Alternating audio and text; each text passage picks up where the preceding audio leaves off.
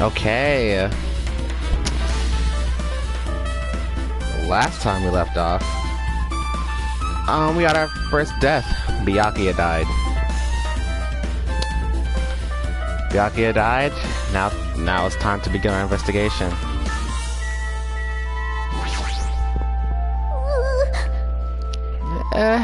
I must investigate my classmate's body. Yes, I'm the one who has medical knowledge. That's why I need to do it somehow. Before you start, why don't you calm down a bit? You're right. I need to calm down first. I'm careless enough as it is. That's pretty obvious from how you felt earlier. I'm terribly sorry about that, for showing you something so unsightly. You made me remember it again.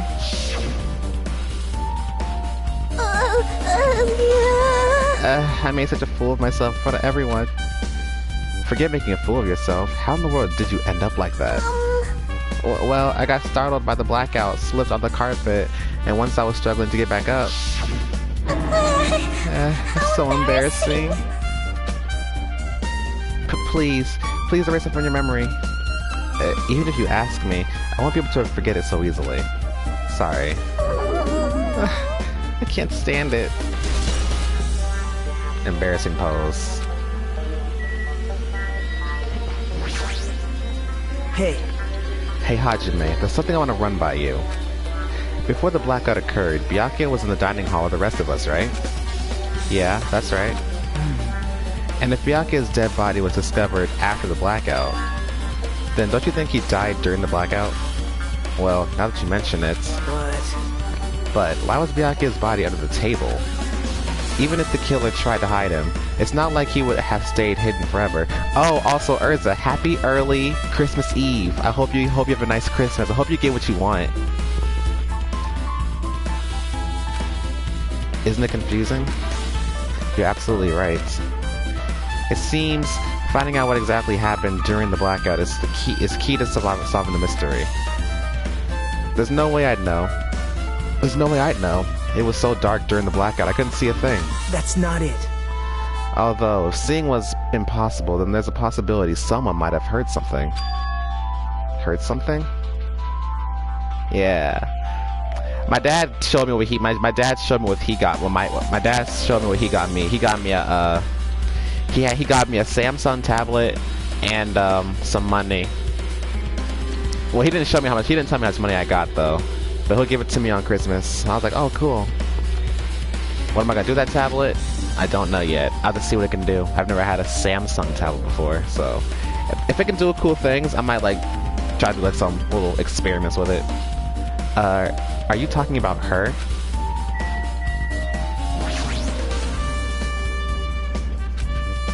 Mahiru, are you alright? Yeah, I'm fine. What's going on? Is that what you expected me to say? Because I feel terrible. 1 minute Byakuya's alive and well, and in an instant, something awful suddenly happens. Of course I'm not fine. Why? And not only that, but whoever killed him is one of us, right? That hasn't been determined yet. It's already been determined. You've already accepted it, haven't you? This is the worst. That we have to find out who the killer is. Find out which friend killed our friend. I don't like it either, but we won't survive if we don't go through with it. It's not just for yourself. We have to do it to protect all of us. If I had only acted calmer during the blackout, Byakuya might still be alive. This is the worst. This whole thing would have never happened. Stop blaming yourself. Nothing good will come of it. Jeez. Jeez. Getting cheered up by a boy isn't like me at all. Got it? Hey Hajime, forget about what I just said, got it? Yeah, that's fine, I got it. Anyway, I won't dwell on it for now. I can't become a burden to everyone. Plus, there might be a clue that only I have access to. A clue? Hey. Photos. The ones I took just before the blackout, remember? Hey, Byakuya, everyone, come on. I'm gonna take a picture. Alright, say cheese. Oh yeah, the pictures. Want to see them? I have a digital camera, so I can show them to you right now. Really? Please. Let's see. It's this photo. Ah, there it is. There's the Hajime meme. Hajime X orange juice. There it is. And this one. I took these two photos right before the blackout, but huh? Is something wrong? I didn't realize it until just now, but right before the blackout, Byakuya was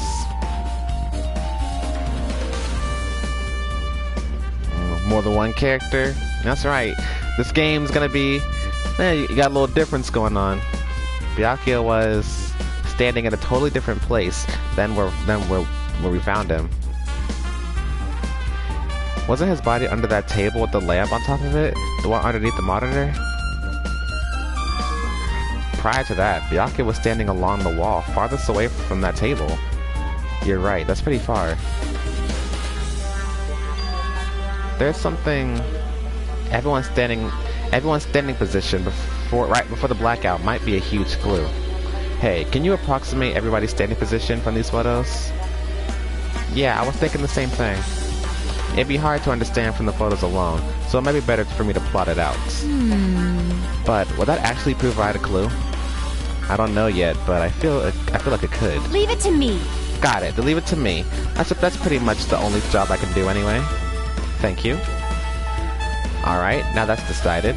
You better do your best. You better work hard on your investigation too. How much longer are you planning to stand around? Do you understand? Do you understand what's going on? You gotta find out how Byakuya died. Yeah, I know, but it's good she's all fired up now, but she's a totally different person now than when she was feeling down.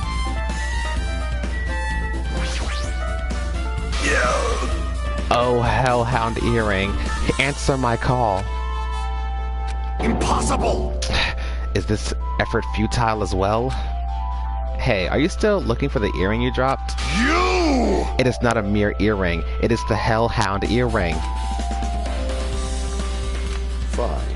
Long ago, in a faraway land, a beast known as the Hellhound was feared by all, even by he who summoned it. Well, this is certainly random. A lot more irritating. Okay, alright, looks like... I'm sorry, we got our haters. I almost forgot about that. You dislike my hero quite a bit. This is certainly random.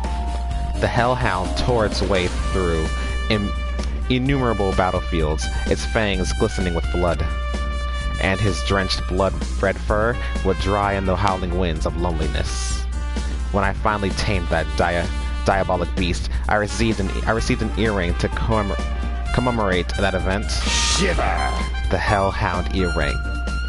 So that I may never forget the night I battled that fearsome Pomeranian, I wear that earring at all times.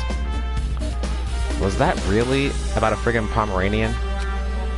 I understand that it's important to you, but for now we need to investigate. I won't let you! Where is it? Where did it disappear to? Maybe it fell underneath the floor? The carpet didn't cover up the floor. The carpet didn't cover up the whole floor. It might have fallen through the gaps between the exposed floorboards. So that's what transpired. Such a clever little bauble. Gundam laughed uproariously as he looked toward the wall and pressed his head against the gaps in the floor and peered beneath the floorboards. I can see it! Ah, there it is. I have found it. Truly, that is the Hellhound Earring. It seems God exists for my benefit. I see. Good for you. Let me ask. However, how do I recover it? I cannot fit my arm through this opening. Where do I use a tool? Where I too use a tool, it will probably not reach either. Then maybe you should just give up. What? Give up? What? Give up what? The world? I meant give up the earring. You! Fool, have you not yet realized? The world will come to an end if the human race were to lose that earring. You humans are so satisfied with clothing yourselves in layers of false knowledge. If you flinch, you will die! But even with all those layers, you still will not survive the winter. Why am I being scolded? Fine. was foolish of me to rely on you fools. Fine, I shall do something about it on my own. Now, if you'll excuse me, I must go save the world. He wants that earring back by any means necessary. His determination is truly inspiring. But it'd be nice if he actually helped me with the investigation. Gotta love Gundam.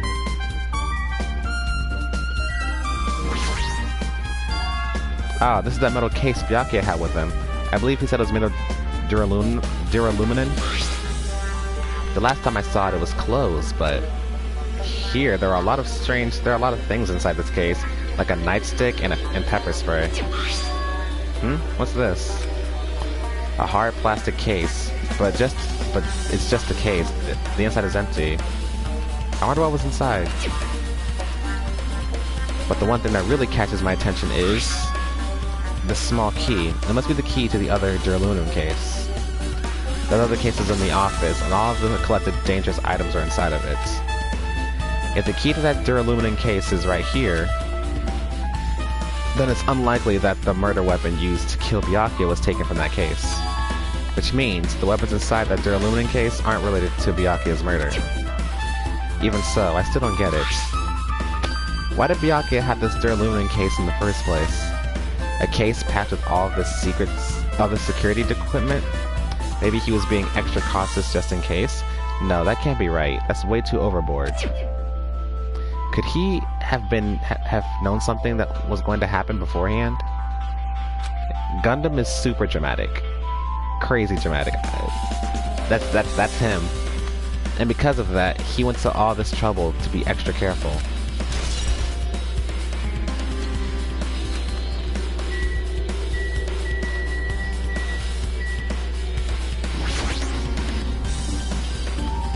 Under this very table, Byakuya was... First, I should investigate the top of the table. Though the only thing on top of the table that really catches my eye is this desk lamp. It looks like an antique lamp, and it seems rather heavy. The power cord was connected to the outlet, so it would have been useless during the blackout. Other than that, there's something else on the table that really stands out to me, so now's the time for me to flinch. I gotta do it. I let out a shout, as if to encourage myself, and quickly looked in beneath the table. Immediately, I noticed an unexplainable smell, like rusted iron, hanging in the air. Enduring the stinging pain in the back of my eyes, I slowly shifted my gaze toward Byakuya's body. Byakuya Togami, the ultimate affluent prodigy, he was the kind of guy who said a lot of hurtful things. But he tried his best to lead everyone. Why did he have to end up like this? The only thing I can do right now, for Byakuya's sake, is to uncover the truth behind his death.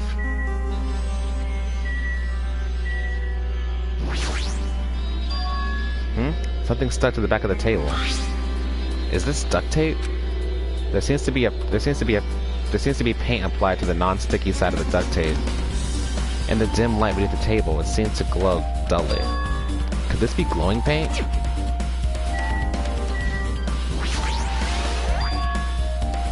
What is this? It looks like binoculars, but why is there a pair of binoculars under the table? Hey. Hajime, those aren't binoculars. Then what are they? Perhaps? Those are probably night vision goggles. Night vision goggles? I've seen them at the supermarket on this island. They also stock self-defense kits too. If that's the case, did the killer use these night vision goggles to kill Byakuya during the blackout?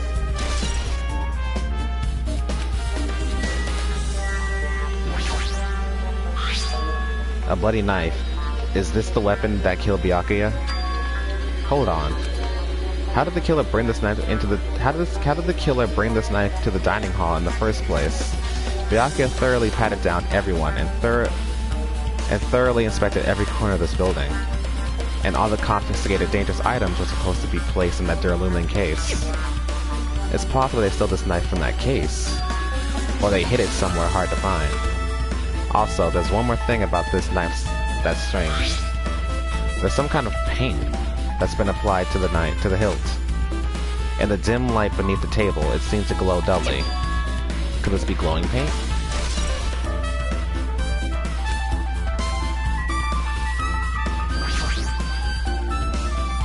The blood from Byakuya's body formed a huge pool under the table. That's a lot of blood. There's blood splattered everywhere. Even the inner side of the tablecloth is covered in blood. The blood might have been splattered all over the place when he got stabbed. There don't seem to be any drag marks leading from the blood pool.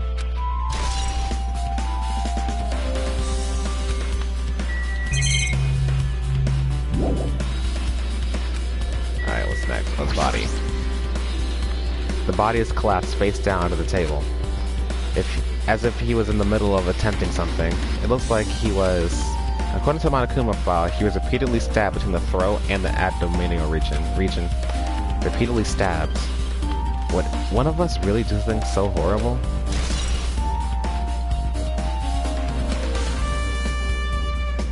I'm sure I've pretty much investigated what's under the table. Despite the fact it just hit me, I think I'm working pretty hard. Even if it's just a little, I'm sure we're getting close to the truth behind Byakuya's death.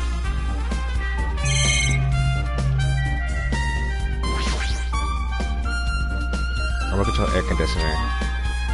Air conditioner. Could it be? Hey, all of you. Why can't you act a little more grown up? What was that sound just now? This air conditioner is probably the only machine inside this room. And the air conditioner is remote control. The timer is set to 11:30 p.m. I'm pretty sure Byakuya's time of death was around the same time. If so, that means that mechanical sound before the blackout, it probably came from this air conditioner. My flashes of inspiration aren't as bad as I thought. Now then, where else should I investigate? Hajime. Ah, Hajime. A moment? What is it? Hey. When we're finished with the investigation here, would you like to hear what everyone else has to? Would you like to hear what everyone has to say together?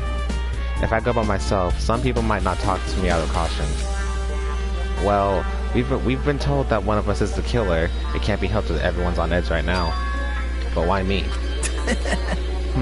You're easy to talk to, and I feel like you have a sense similar to mine. We both harbor special feelings toward Host Peak Academy, isn't that right? Well, yeah, but fine. If we're going together, let's get on with it. There's no time for idle chit-chat. Thanks. I'm glad. It'll be a great help. Special feelings, huh? Even so, what he said about us being similar, I don't think I agree. Now then. The best man in the room. When Bae looks at you. I guess for now we should search the inside of this old building and listen to what the others have to say. Not just the dining hall, I think we should consider this whole building the scene of the crime.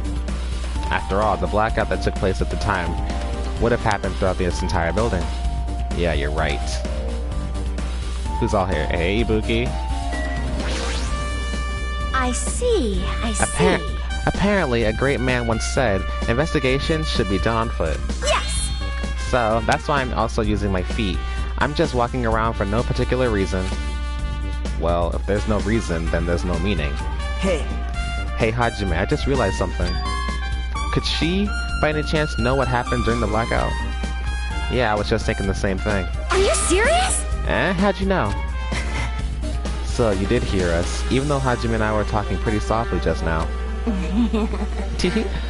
Not only do I have the perfect face, style, and personality, I also have perfect ears.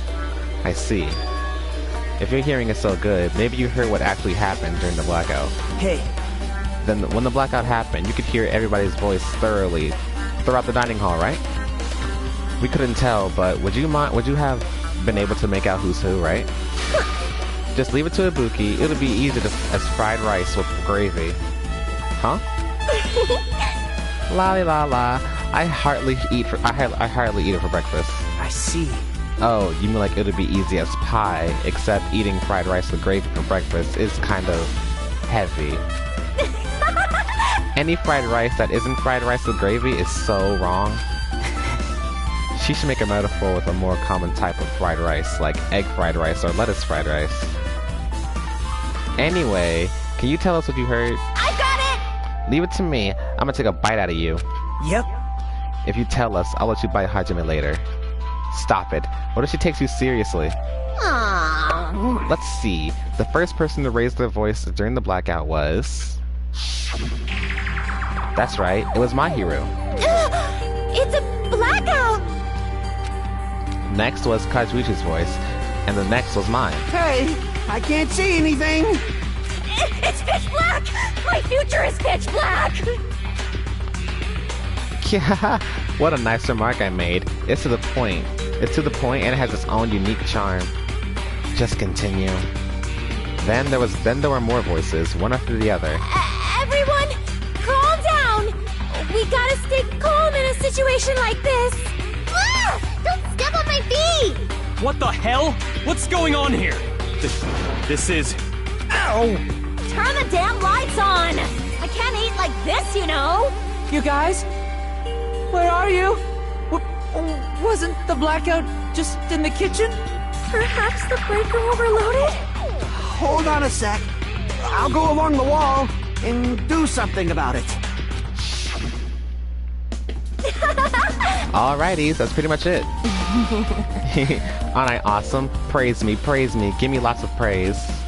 I heard you the first time. Seriously, don't get any closer. Hey, Nagito, say something to her. Hey, did something happen? No, I was just thinking about what Byakuya said during the blackout. What Byakuya said? Hey, Why did he say something like that?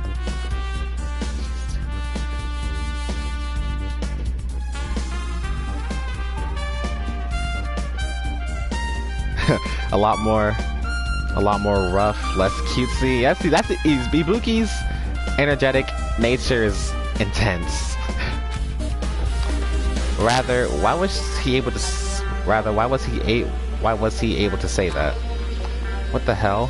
What's going on here? And this is... What do you mean? About that, why don't we discuss it after we've investigated a little more? For now, I can't really say anything for certain. Well, it's not like I really care. yep. Anyway, don't you think Ibuki's account just now was an important clue that would lead us to the truth? Yahoo! Then praise me, let me bite you. Ouch, why are you really biting me? She just bit my boy Hajime. Urza, that reminds me that I bit you. I asked to bite you. I asked to bite you once, Urza. Remember that? You know who I got it from.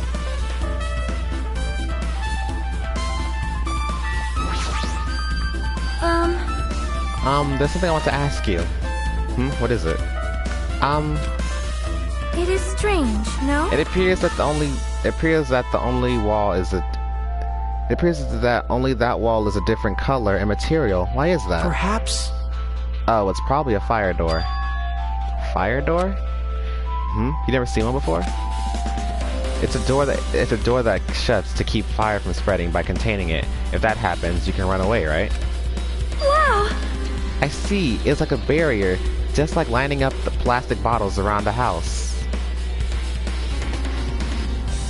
A lot of my social skills come from the game. Yep, it had a big impact on me.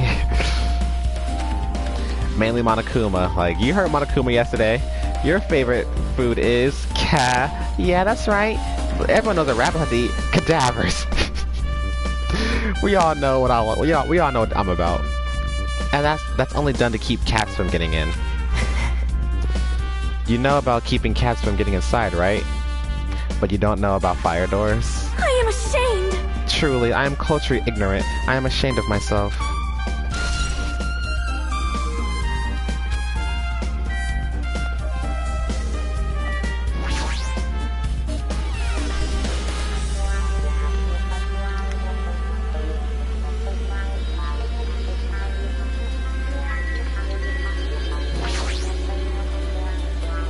Hey, were you in the kitchen during the blackout, Teru? That blackout totally startled me.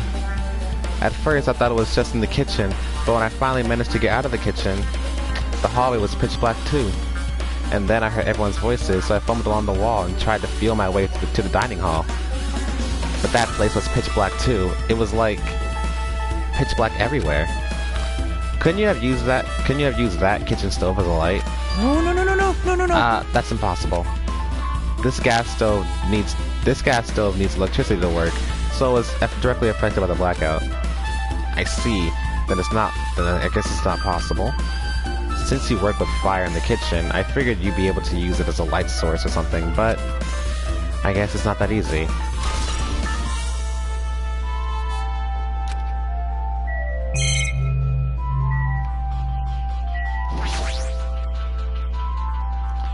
Byakuya must have confiscated all the dangerous items on the kitchen's equipment list.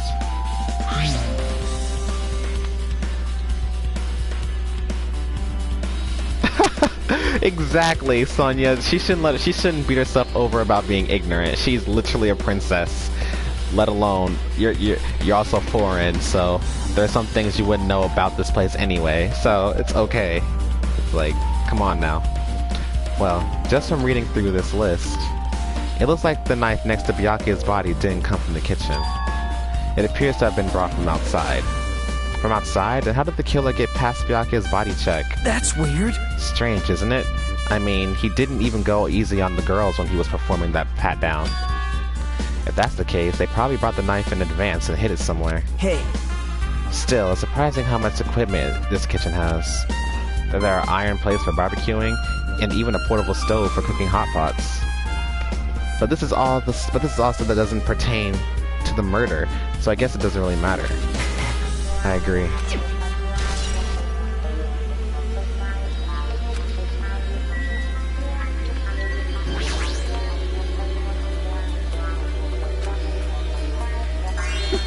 Isn't it amazing? Isn't it amazing? That meat is so big.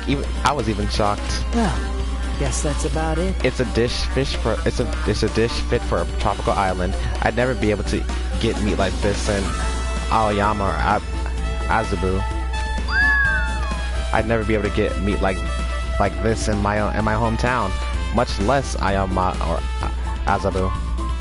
I get it. You don't have to repeat yourself, but it's so big. Where'd you get it? I asked Nakamaru. Apparently he killed the cow at the ranch with his bare hands and brought it over. His bare hands? That's a little hard to believe, but it doesn't seem completely impossible either.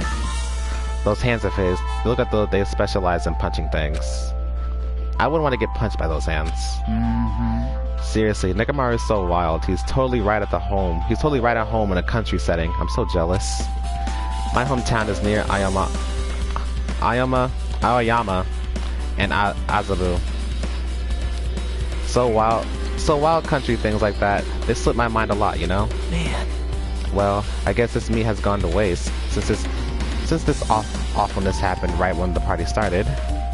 The only ones who ate any food were Akane and Peko, who took some proportions herself. Eh? Don't say that.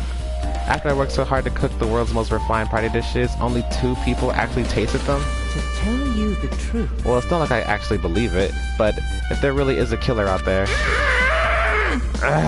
I'll probably never be able to forgive that killer. He's scary when he's mad.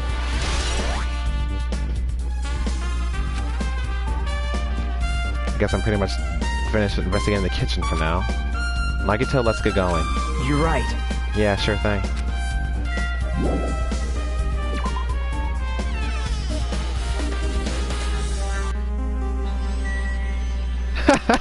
He's acting all wholesome and kind, but you're just waiting. You're just like, I already know, Davion. You done told me what's in store, so I'm just waiting.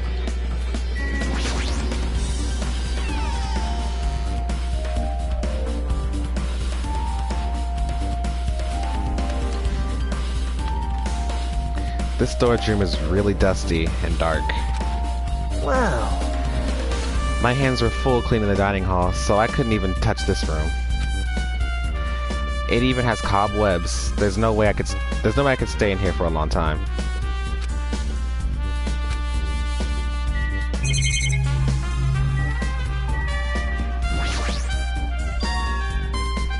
Are those irons? It looks like they were recently turned on, but why are there 3 irons on this ironing board? Just as I thought, your eyes don't miss a thing. When I was looking for Byakuya after the blackout, I also found these irons, but when I found them, all 3 of them were turned on. turned on? Yep. It'd be bad if another blackout happened, so I'd turn them off. But doesn't this feel kind of sinister? Sinister?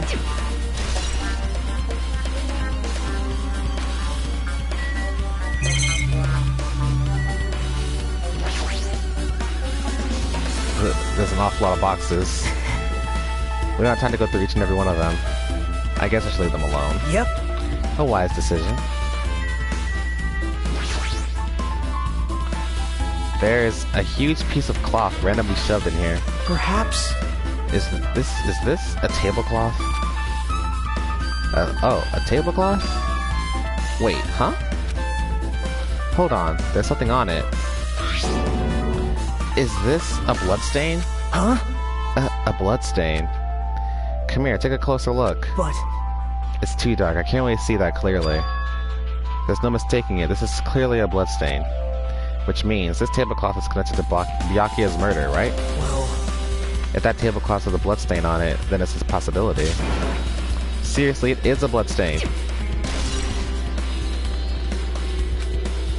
Hajime.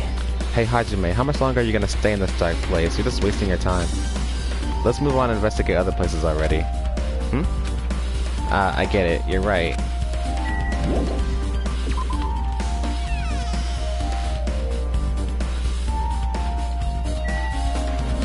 You just came from the storage room.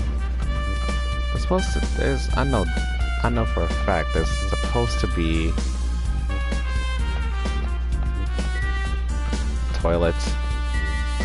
Office.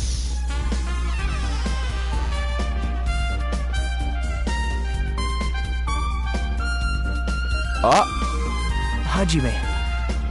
The old building circuit breaker should be inside this office. Circuit breaker, huh? It might be related to the blackout. So, it's better if we check out the circuit breaker first. I see you!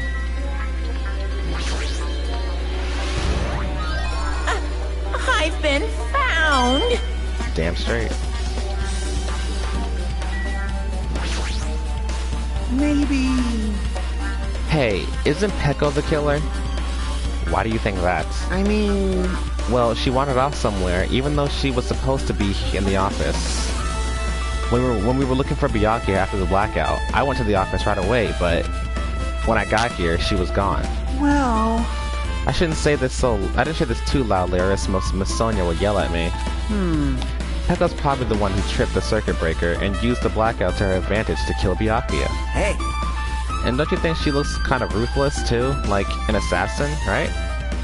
Well, it's not like you look any better.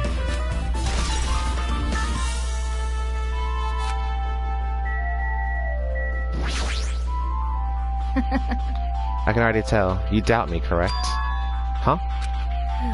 However, it does not surprise me. An unexpected blackout occurred, and during that time, Byakuya was killed. Anyway.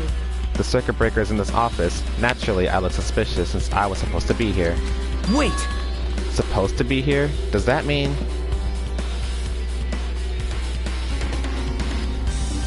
I know, I just be like, there you are. I just talk to him. Like, I like, literally when I'm watching this room, I'm like, I found you. It's like I'm playing hide and seek. Supposed to be here? Does that mean... I see. So I was right, you weren't in the office. But why? Weren't you supposed to guard the circuit breaker and the aluminum case with all the weapons in it? Huh? So, where'd you run off to on your own? Well, that is... are you okay? Peko suddenly dropped to one knee and started groaning on the spot. Hey, what happened? No. I'm just not feeling too well. I apologize, but excuse me. What the heck? Excuse me, what was that? Hey. Peko, it appears the bathroom inside this old building is currently occupied, so I recommend either the hotel lobby or your cottage. Huh? It seems like it'll be a tough path.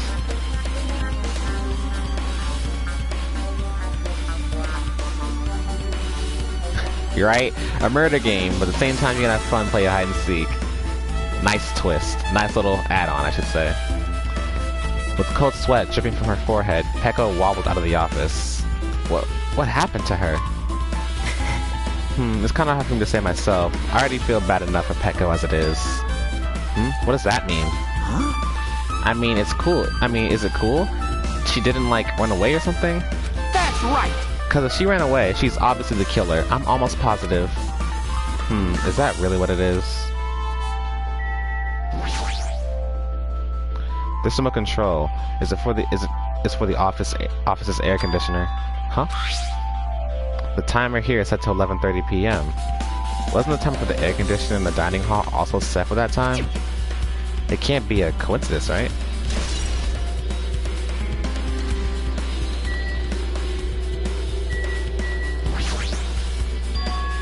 This aluminum case. It should contain all the dangerous items that Byakuya collected. Hey. Maybe we should check inside, just to be safe. But it's locked. Yep. Byakuya had the key to this particular aluminum case with him. Check it out. I brought it with me, so there's no need to worry. Hey, is it okay to take that key without permission? Now. It's forbidden to tamper with the crime scene. But if we don't, we can't check inside this case, right? So I should open it. This guy, he doesn't feel any remorse. See? See, it's open. Forks, kitchen knives, iron skewers, and various tools are crammed inside. But it's not possible that the killer took anything from here, because the key to this case was inside the key to this case was inside the case Byakuya had with him. I guess you're right about that.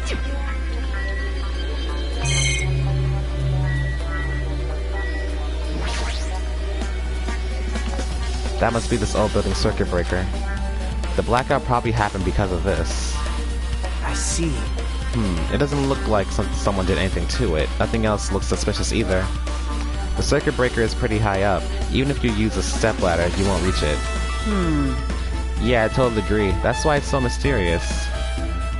Well, during the blackout, I was panicking so bad I forgot about that, but you're right. Even with a stepladder, there's no way you'd be able to reach that circuit breaker.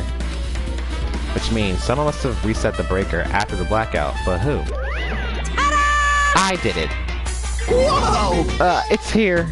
Actually... You idiots had no idea what to do about the blackouts, so I'm the one who reset the circuit breaker. By the way, I'm not the one who tripped the breaker. The killer did that, of course.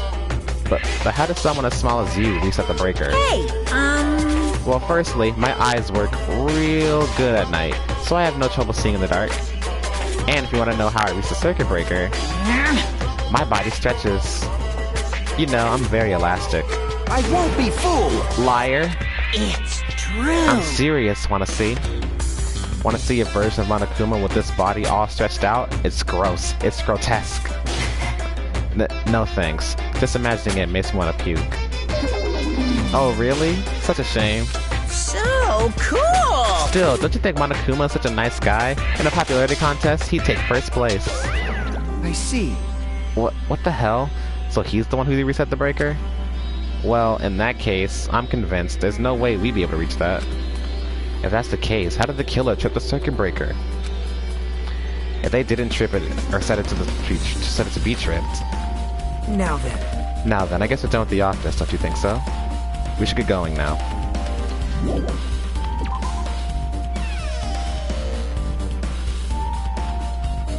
Yep. Okay, looks like you pretty much finished looking around the old building. Hey. So how about we check out Byakuya's cottage? Byakuya's cottage? Yep. There might be clues, so I thought it'd be good to check it out just in case. But I was scared I might encounter some danger if I went there by myself. Well, I don't really mind going together, but aren't you worried about the possibility that I might be that danger? Hey. You mean, am I worried about you being the killer? To be honest, I don't think you're the killer. In fact, I can't even imagine it. It's like, instead of living with doubt in others, it's so much better to die believing in others. Don't talk like that.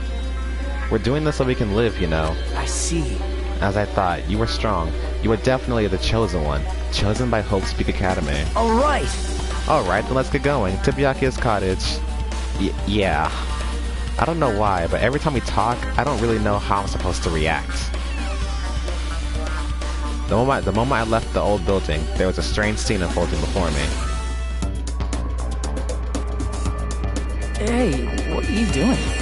What am I doing, you say? Ha! Now that is truly a foolish question. We're just checking to see if we can get under the floor from here. Under the floor? Why? Who said it was futile? Who decided it was impossible? How did you know I cannot recover my earring? If it is possible to get under the floor, it'll change our understanding of the murder, I think. So I thought it was important to check it. I see. I see. Under the floor, huh? I never considered thinking of it like that. What do you mean? See? Come on, think about it. Hey, The carpet I laid didn't reach the table where we found Byakuya's body, right? And the dining hall floor had huge gaps between the floorboards. Then it's possible that the killer killed Byakuya by stabbing him from beneath the floor? Yep. That's what I thought, so I'm trying to see if we can get under it from here. Well? I guess it's not possible to get under the floor from outside. The building is surrounded by firm fences, so there's no way to sneak under the floor from here. but... From there. Even so, I couldn't find a way to get under the floor from inside the building either. Do you think there's a possibility there's a hidden hole somewhere? Well... No, that's not possible. Are you sure? At any rate, it seems you can't get under the floor from outside the building. That's a relief. Relief? Why? Because if you could get under the floor from the outside, there'll only be one logical suspect. The only person who didn't come to the party and also doesn't have an alibi. Oh, right. Fuyuhiko. So... I suspected him too. That's why I was checking to see if it's possible to get under the floor from outside. well? Speaking of which, not long before I began guarding the entrance, Fuyuhiko came here. Huh? He did? Huh? Huh? What happened, Fuyuhiko? Huh? Oh, hey, what are you doing here, all alone at a place like this? Yep. I'm standing guard so Monokuma doesn't come inside. How diligent of you. Hey, hey. You're not coming to the party? What are you saying? Hell no, not even if you paid me. Parties are stupid. They make me want to puke. You want to come to the party, right? Isn't that why you came here? Of course not. I was just going for a damn walk. What? Do I have to report you every time? Do I have to report to you every time I want to go for a fucking walk? That's wrong. No, it's not like that, but... then leave me alone. And then he just left. So that happened, but why did he come here? See? He probably wants to be part of the group, but he can't be honest about it. He believes he's different from everyone else. That's why he's always alone. Hey, hey. He's like the main character of an RPG. Have you played those before? Huh? When did we start talking about video games? I see. Even though we don't really know what's happening, what he's thinking, I don't think we have any reason to doubt him. I'm glad. That's a relief. I'm glad. You keep saying you're glad, but we have no idea who the killer is. Well, I guess for now we should stick to the plan and head over to Byakuya's cottage. As long as the probability is greater than 0, that will suffice. I have not unleashed even half of my power yet. I will most assuredly reclaim the Hellhound earring with my own 2 hands. It seems he has no intention of investigating.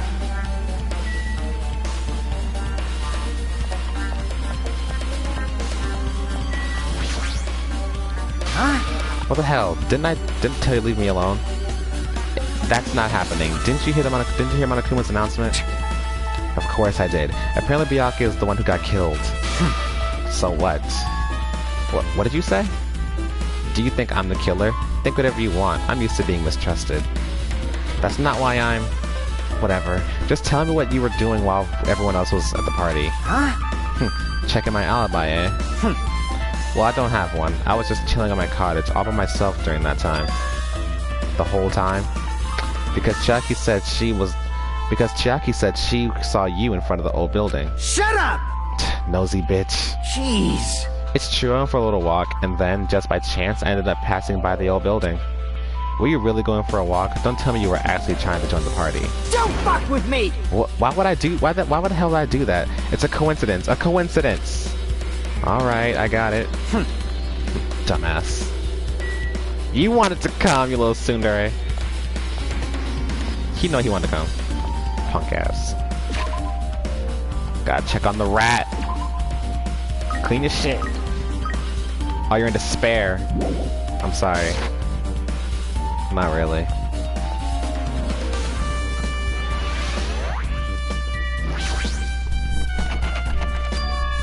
Huh? It's locked. Hey. I guess we need to ask him for help. And so, Nagito took a deep breath. Hey! Hey, Monokuma! Did you call me? Yay, did you call me? Nagito, when did you train Monokuma? He's been domesticated! Once again. Hey. Hey, Monokuma. I was wondering if you can do us a favor. There's something we want to investigate. What's this? Hey, who are you talking to? That's just my actor image. When I get serious, my actor image is unleashed. What? Let it waste away. I can't, I gotta get those points. I can't even play soccer by myself as long as I have this cloning technique. Though it'd be pretty boring to play alone. I don't have time for this. Just hurry up and open Monokuma's... Just hoping Byakuya's cottage already. Well... This is for the class trial. Something we really need. For the class trial? This is troubling. If it's for the class trial, there's no way I can refuse. Now then, there's only one spell that can open these doors. Loose! I'll leave the rest to you. See, I've unlocked the door. Now you can investigate to your heart's content. Why does it open with a magic spell? Jeez. It's probably powered by electricity. At any rate, that performance was a waste of time. I see. I guess we should go inside then? You're right. Yeah, I guess you're right.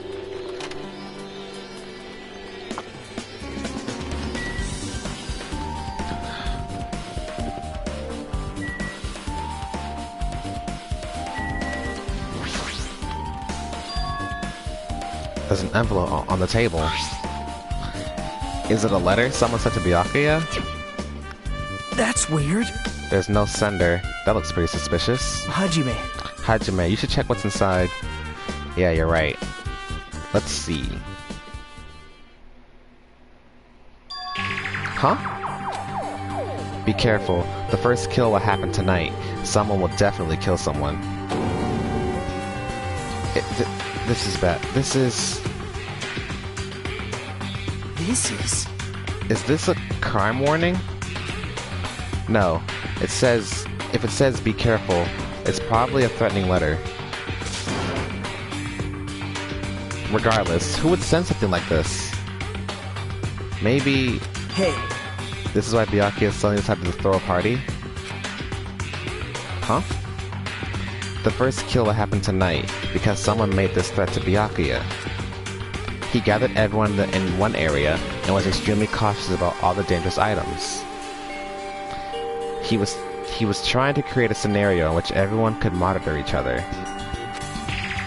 He thought if he did that, nobody would be able to kill anyone.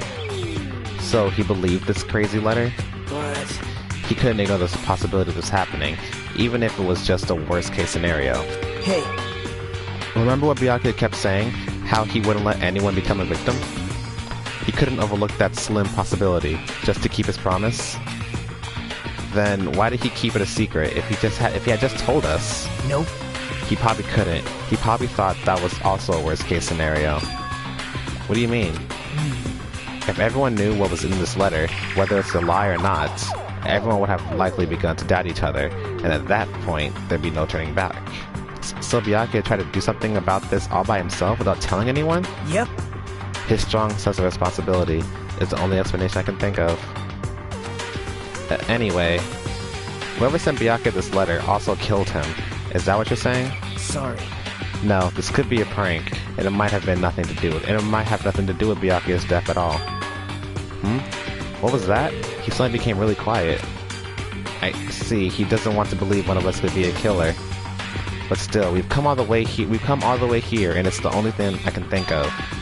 The person who wrote this letter murdered Byakuya. If that's the case, that person completely predicted how Byakuya would react once he received it, right? They planned to manipulate Byakuya and killed him right before our eyes in that old building. Damn it, who the hell would do that? Hey, Hajime, there's probably not much time left until the class trial starts. Probably. Which reminds me, you asked Mahiru for a favor earlier, right? Yeah, I wanted her to find out where everybody was standing just before the blackout. She's probably finished by now. You're coming with me, right? sorry. Sorry, that's all you. Huh? I need some time alone. I think I'd like some time to collect my thoughts. I see, I understand. Hey. Also, if you're going back to the yellow building, you should hear what Mikon has to say as well. I think the results of her autopsy should be ready by now. Bye now. I'll see you later. He was pretty pale. I wonder if he's okay. But now's not the time for me to worry about Nagito. There isn't much time left. I better hurry over to the old building.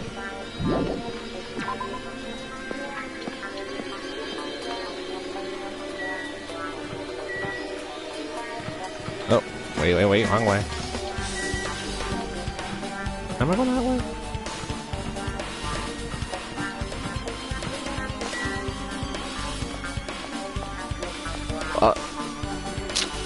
Might as well.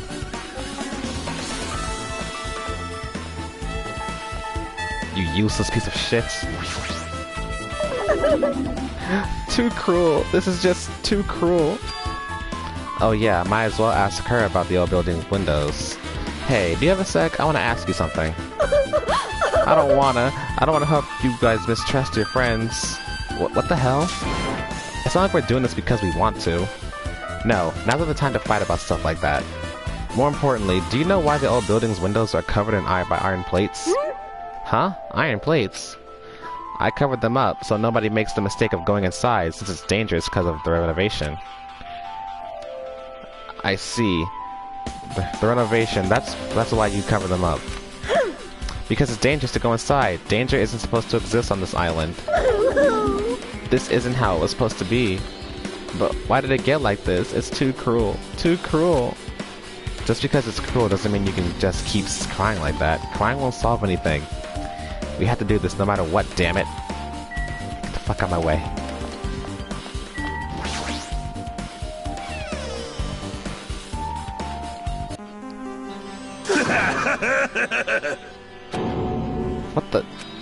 What the hell was that loud voice just now? Someone's happy.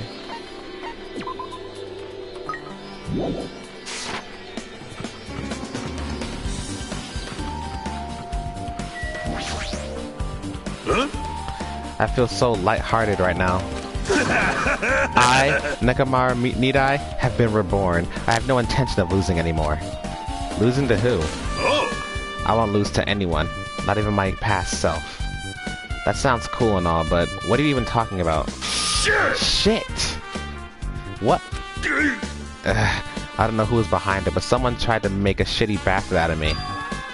Some scoundrel was occupying the bathroom before the party was about to start.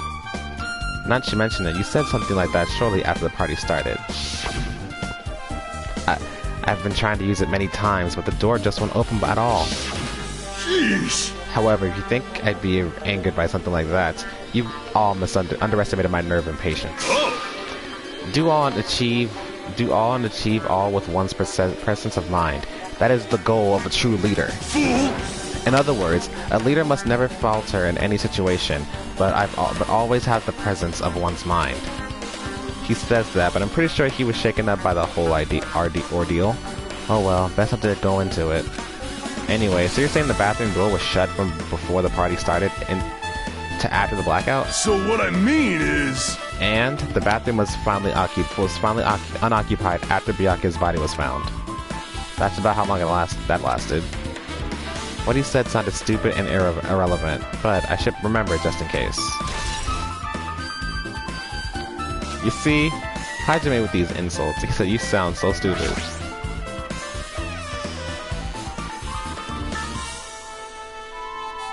Hey Chiaki. Mikon first. If you'd like, I can tell you a little bit of what I want to say. Did you find out anything? I tried within reason to perform an autopsy on Byakuya's body. Well... and I discovered there were several puncture wounds around Byakuya's chest and abdominal region. Deep wounds, deep enough to reach his lungs and internal organs. It can be assumed that a very thin, sharp object around 5 millimeters in diameter was used to stab him over and over and over again, which is what I believe. Don't cry, baby. Hey, are you okay? I'm sorry. Talking about it made me sad. No need to push yourself. I mostly got the gist of what you wanted to say. I'm sorry. Still, around 5 millimeters in diameter, huh? Isn't that pretty thin? That's as thin as an ice pick or an awl.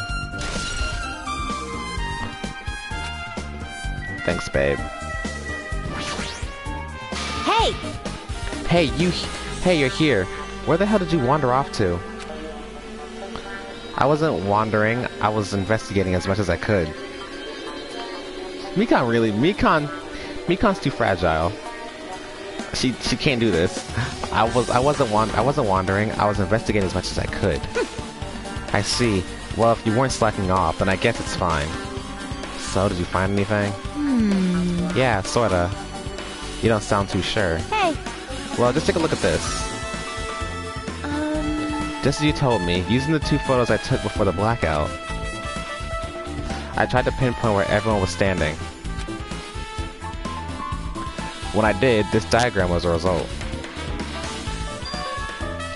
So, this is everyone's standing position before the blackout. Everyone's pretty much in the dining hall. I made this diagram from analyzing those photos, so I'm pretty sure it's accurate. Just as I thought, Byakuya was standing a far distance from that table. It's impossible. There's no way he'd be able to move that far during the blackouts. Huh? What's this line extending from the table where Byakuya was killed? It's the desk lamp. I drew the power cord for it just in case. The power cord for the desk lamp? If that cord is extending from the table where Byakuya was killed, that means... Hey. So, did you find something? It's not clear to me yet, but... I guess you're right. I didn't really understand it myself when I was drawing it. I have a feeling that it's either a potential clue or a waste of labor. No, it wasn't a waste at all. Huh? It's not clear to me yet, but there's no mistake that the clue is hidden here. An extremely important clue.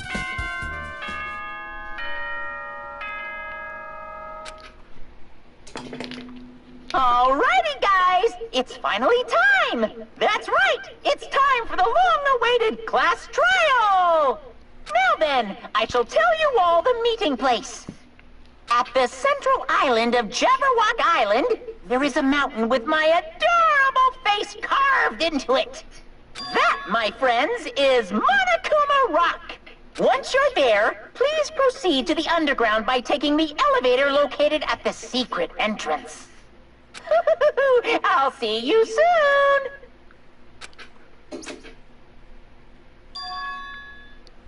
A mountain with a carving of Monokuma's face at the central island. Boop, boop, boop, boop, boop, boop. And yes, of course, I'm going to do the class trial. I'm not gonna just stop in front of it like I usually do. Like I usually did back with the first game. I'm gonna actually do this trial. The whole trial? Yes, most likely. 'Cause, yes.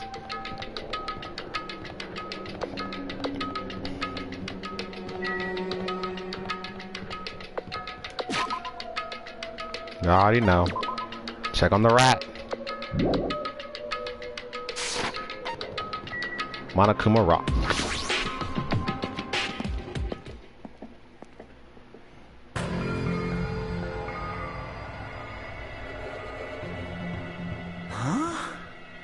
Huh? Are you kidding me? Hey, what the heck is that mountain? When did that get here? Never mind that. How did they even make a mountain shaped like Monokuma? No way.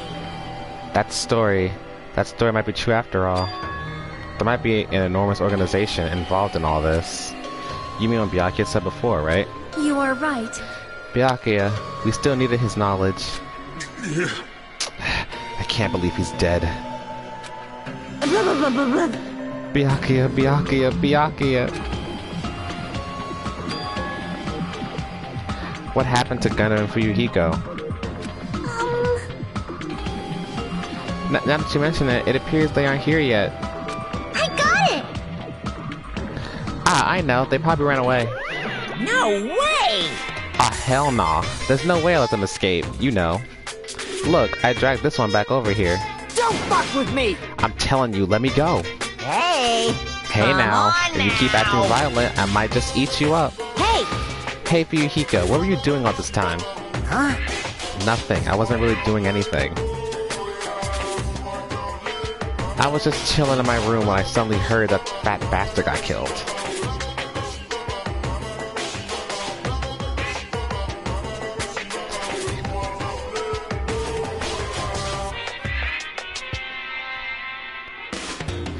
That is very true. I organized that first game so nicely, but I miscalculated with this chapter. I was going too far, but whatever.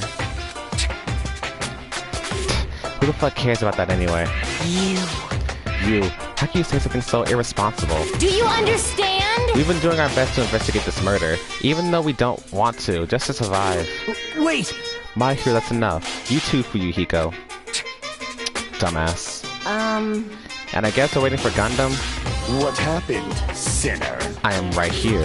Now then, let us begin! Remember this, a main character arrives when he intends to. Huh? Hey, It seems you noticed it too. If I did, then I'm right. Well now. Alright, now that everyone's all together, let's take the secret entrance to the trial field. Wait! But please wait a second. What's this? My, mon ami, what are you doing here? Nobody asked for you. Do you actually want to join in? You masochistic mascot! You masochistic mascot. Do you want to taste how powerless you are at the class trial? You're an even bigger masochist than I thought. Special bleeding service! Oh well, I'm a big brother who dotes on his little sister. I shall allow your special participation. See ya later! I'll go ahead and wait for you guys, so hurry over. Huh? He told us to come, but how do we get there? I don't see any doors or vehicles. What's going on? He mentioned something about a secret entrance. Was it? A secret entrance?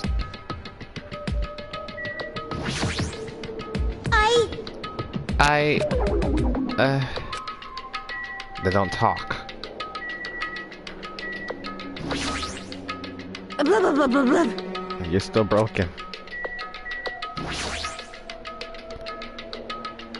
Well, In RPG video games, it is common for secret areas to be underground. Comparing our situation to a video game. So annoying. Jeez, how boring. You! Whatever, let's just go inside already.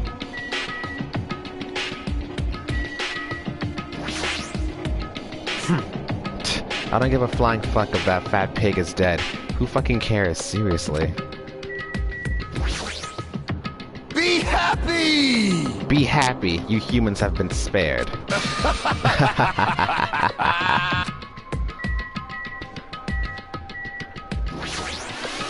this is the worst. We gotta find the killer. If we don't, we're the ones who are gonna get killed. You were wondering about Gundam too, right?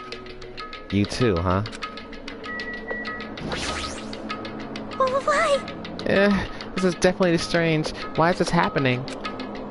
Well, why do we have to find the killer?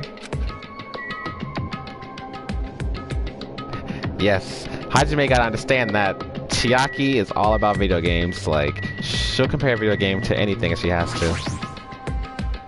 Pekka, are you doing okay? You look like you weren't feeling too well earlier. No. Don't worry about it. I appreciate your concern. However, there are other things we should be focusing on. Damn it! Damn it, I don't want to go. Is there any way I can run away from this? Nope. That is... A huge organization, so my kingdom has been cast in doubt. However, I do not think my government will participate in something like this.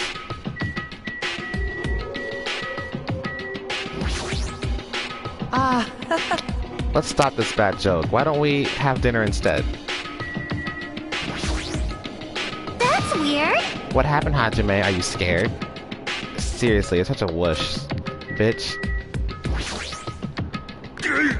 Ugh, this is our battle to avenge Byakuya, but I feel quite disheartened.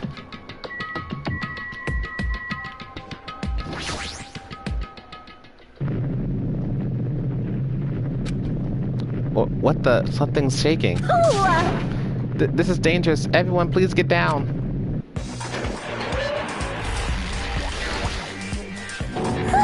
Something came out. No way.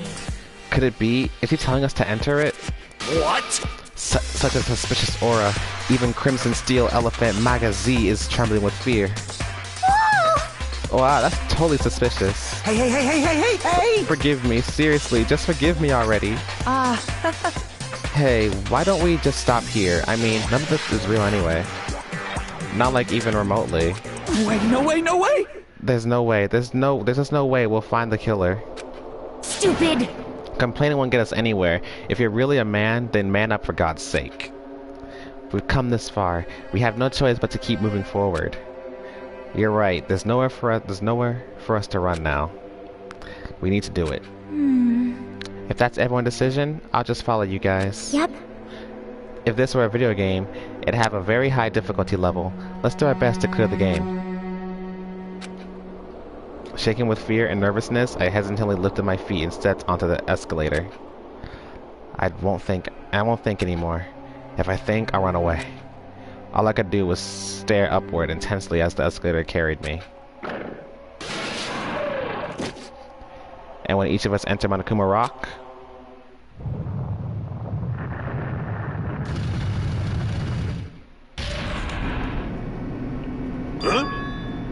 This is an elevator. I see. This entire rock is an elevator. Once again, Monokuma is doing what he pleases. However, if he's gone this far and made something like this, I don't think he's playing around.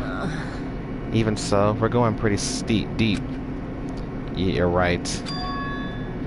I heard an unnerving chattering a sound inside my head. As soon as I realized, it was the sound of my teeth. All I could do was purse my lips tightly so everyone else couldn't hear it.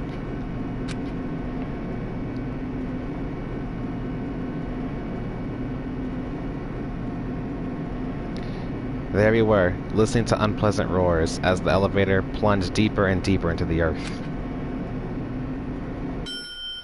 Some time passed before the elevator finally finished descending, and then the elevator door slowly opened. Welcome! Okay, welcome. Ta-da! This is the class trial field. How do you like it? It's a special place that will decide your fates. Why, you... What the hell is he thinking? Locking us in a shitty looking place like this? Don't fuck with me! Are you fucking crazy? Don't mess with me, asshole. Complain all you like. I'm used to it by now. Come on, you're wasting your time and energy. Hurry up and take your seats where your names are written. It looks like everyone knows. Even if we try to resist, it won't change a thing. Just as Monokuma ordered, we walked towards the seats we had been assigned. From this point on, we need to find out who killed Byakuya. The ultimate affluent prodigy, Byakuya Togami. He was overly critical, arrogant, and condescending. But he also had a strong sense of responsibility. As we were panicking, he accepted his role as leader and tried his very best to keep us together. A guy like him got murdered. The person who did it is one of us. I can't believe it. There's no way I can believe it. But if it's really true, we need to find out by any means possible. Yeah, and as you see, Urza, that's what this game does this now. Whenever we have a class trial, it shows us like who's left, and then in red, obviously, it's who died. I like how it does that. V3 also does the same thing. Because that's our only option. There's no way for us to survive unless we sacrifice the killer. And so, this life-threatening trial, billowing with hope and despair, has begun. Yeah, I'll do it, just in case.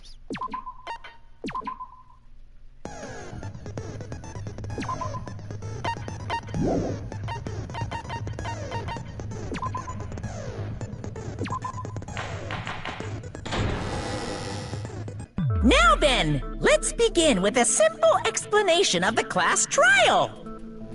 During the class trial, you will present your arguments for who the killer is and vote for who done it. If you vote correctly, then only the blackened will receive punishment. But if you pick the wrong person, I'll punish everyone besides the blackened, and that person will earn the right to leave this island. Such a cruel rule! Oh yeah, he got her tied up. Before we begin, I'd like to confirm one thing. Is there really a killer among us? Most definitely! There's no doubt that the blackened is lurking among you! Such a sad state of affairs, isn't it? By the way, this class trial is gonna be 100% fair, so there's no need to worry. I'm the type who hates favoritism and prejudice. Well, not as much as I hate Monami, of course. You hate me that much? I do too. Now, let's begin! You're telling us to begin, but what are we supposed to do? No complaining, let's just settle this with our fists. Were you even listening to the rules? Didn't that Byakuya bastard get killed in the dining hall, huh? Then everyone there is a fucking suspect. Yeah, what you're really trying to say is that you're not the killer, right? No shit. You guys went off on your own and started killing each other. This has nothing to do with me. Huh? What does that mean? Anyway, why don't we try talking about the most pressing issue on our minds? Huh. The most pressing issue on our minds? Where we found the body. It's very strange to find a body underneath the table. Then, let's start with that mystery. The reason why Byakuya's body was discovered under the dining hall table.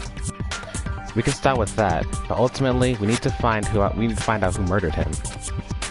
If we can't do that, no. Thinking about if is a waste of time. We have to do this, no matter what. So the class trial has finally started. From this point on, I'll provide simple tutorials at every important moment. I'm sorry, but please excuse my ear-tainting rudeness. As things progress during each class trial, you will engage in a number of non-stop debates. During these discussions, all of your classmates will speak one after another without any breaks. It's up to you to reveal any lies or mistakes contained within their statements. This means you'll have to use your truth bullets to refute what they say. Out of all the truth bullets you find during your investigation, only the relevant ones will be loaded into the truth cylinder. Use the left stick to move the recital, then fire with the triangle button. Pay close attention to each character's statements and choose your truth bullets to blast the right ones. Note that if you run out of time, you will automatically fail, so please be careful. If you press the options button during these arguments, you can view the controls. Well then, good luck and have fun.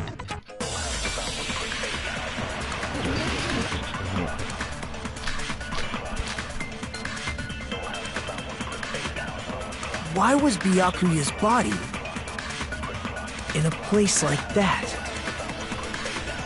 His body was underneath the table at the very back of the dining hall. After the killer murdered Byakuya, they probably moved the body there. Huh? Why? Obviously by hiding the body. They tried to delay its discovery! Like a dog burying a bone! Huh? What he just said was strange. It clearly contradicts the information I know.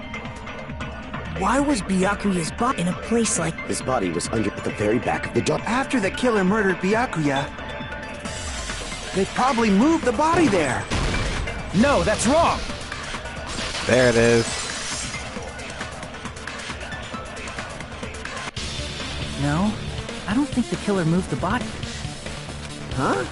Why? Try to remember what the body looked like when we found it under the table.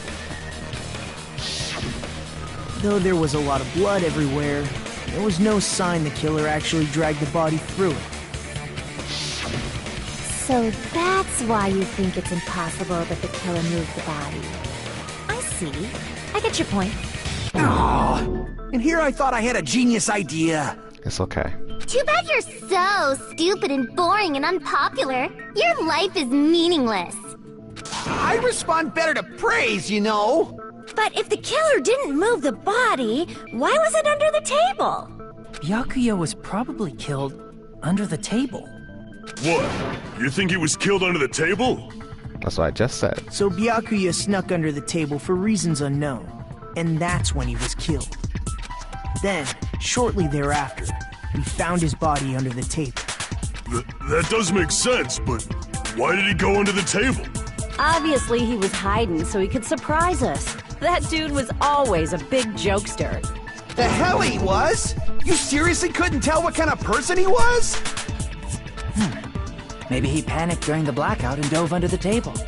It's a blackout, not an earthquake. Just because the power went out doesn't mean you dive under the table. The reason why is probably connected to what Byakuya was Hyoka's- doing during the party. Hyoka's making wearing the hate list. I'm trying to tell you. The reason Byakuya dove under the table, if it's connected to what what the fuck? If it's connected to what Byakuya was doing, then it's probably saw this glowing knife there. I can prove it with this! It probably has something to do with the knife we found under the table. Knife? Oh, you mean that thing that obviously screams, "I am the murder weapon!" Byakuya probably noticed the knife was hidden there. So in order to get it, he moved under the table. He was particularly sensitive to the presence of dangerous items, so I cannot deny that possibility. But how did he notice if there was a knife under the table? If he knew beforehand, he probably would have done something about it before the blackout, right? Then, instead of knowing about it beforehand, maybe he saw it right at that moment. Like, for example, he might have seen someone trying to take the knife out from under the table. No, that's not possible. What? You seem rather confident about that. Of course. I have proof to back me up. This is almost like a real trial! During the previous statement, there was only one weak spot. But from this point on, there will be various weak spots standing in your way. No matter how many weak spots there are, there will be only one lie or contradiction in a debate at a time. This means there will be false weak spots. If you shoot a false weak spot with a truth bullet, not only will you fail to refute what was said, but you'll also lower your trust with everyone, and your influence gauge will take damage. If your influence gauge is 0, you will fail, so please be extra careful. This game's way harder. Nice to meet you, Slim Star Studios. You'll have to rely on your own logic to determine which weak spots are actually lies or mistakes. Also, if you concentrate by holding down the R1 button, you can progress the argument slowly. Please use it whenever you feel like the statements are moving too fast for you to aim. However, this does consume the focus gauge, so please be careful. If you press the options button to these arguments, you can review the controls. Well then, good luck and have fun.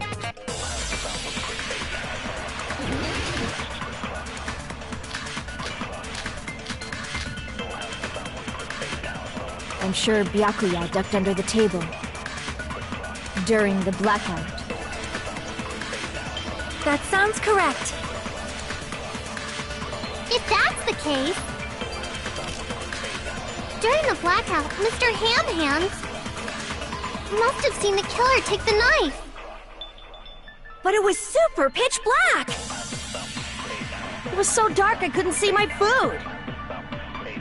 Byakuya couldn't see in the dark either. I doubt he could have seen the killer.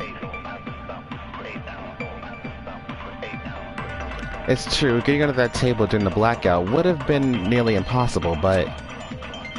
I'm sure Byakuya ducked under during the black... That sounds correct. If that's the case, during the blackout, must have seen the killer. But it was super pitch black! It was so dark I couldn't see my food! Byakuya couldn't see in the dark either. No, that's wrong! That shit shoots out so fast. No, Byakuya was probably the only one who was able to see in the dark. Why do you say that? He was using those night vision goggles we found under the table. He could have seen what was happening. So, are you saying Byakuya was the one who used those night vision goggles? Yeah, that seems to be the case. Your reasoning is out of focus. No, that's obviously wrong. It should be the other way around. Surprise? What's the surprise? I don't get it. Okay, Urza, this is like a new installment that the first game did not have. Other way around? Seriously? The killer used those night vision goggles, not Byakuya. Were we surprised by Mahiru's sudden argument? That's between you and me. I was also surprised. Just kidding, I'm sorry. Now then, when this kind of argument surfaces, you will go into a one-on-one debate called Rebuttal Showdown. In this mode, you have to counter the other person's claim, draw out their weak spots, and argue against them. Please counter the other person's remarks with the left stick. Based on the shape of their remarks, it's important to know whether to cut vertically, sideways, or diagonally. And based on that, you can skew the debate's mood to your advantage. On the other hand, if you ignore the other person's remarks, it will skew toward their advantage. In the bottom right-hand corner of your screen, a number that shows the sharpness of your counter is displayed. This is the number of times you can cut remarks during one round of the debate. You will lose counts of sharpness even if you miss, so please be very careful. When the mood skews to your advantage for the party's argument changes, this means the conversation will develop. If that happens, they will end up divulging some weak spots. However, you cannot simply cut remarks that contain weak spots. Instead, they will skew the mood toward the other party's advantage, plus it's going to be very big. Just like a regular debate, please review any weak spots with the triangle button. Of course, if you don't have the correct truth blade, you will not be able to cut an opponent's remark. Huh? What's a truth blade? I'm terribly sorry. It appears there has been a delay in contacting you. I'll make sure the person in charge of contacting you takes a very long vacation. In this mode, truth bullets will be called truth blades. That's about it. There won't be any other changes to your handbook menu. Only the name was changed, but don't you think a change in feeling is important? If you press the options button during these arguments, you can review the controls. Well then, good luck and have fun. I probably did tell you about this. I probably showed you like the yeah, I did. I remember. I believe I did show you this part, but now you can see it in action. I love the music they use for this.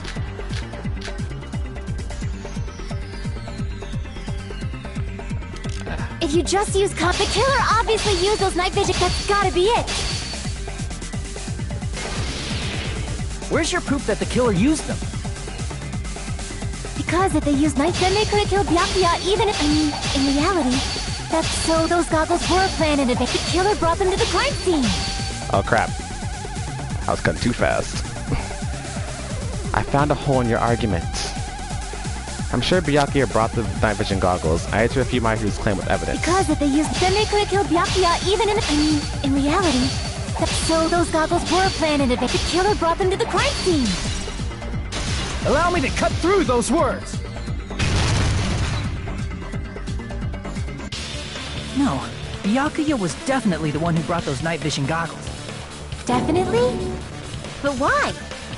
Inside the Duralumin case Byakuya had with him during the party, we found a smaller case for storing the night vision goggles. Which means we can assume that the night vision goggles were kept inside that Duralumin case as well. Woohoo! I said assume! Ibuki never uses such clever language. I love Ibuki. Plus, Byakuya was the only one who could have taken the night vision goggles out of the case, since he was carrying it around before the blackout in the first place. I see. When you put it like that, it makes sense. Then, was that knife inside the Oh case god. too? That's my dog. He's barking. If there were night vision goggles inside, it wouldn't be weird for a knife to be in there too. It would be weird. I am weird, aren't I? At times like this, I'd rather be fantasizing about tonight's main dish. Allow me to cut through those words. Ew! You totally mean that in a perverted way. The knife was brought in the Duralumin case along... Hang on, my dogs are barking. Hang on, I'll be right back. Make my dog stop barking.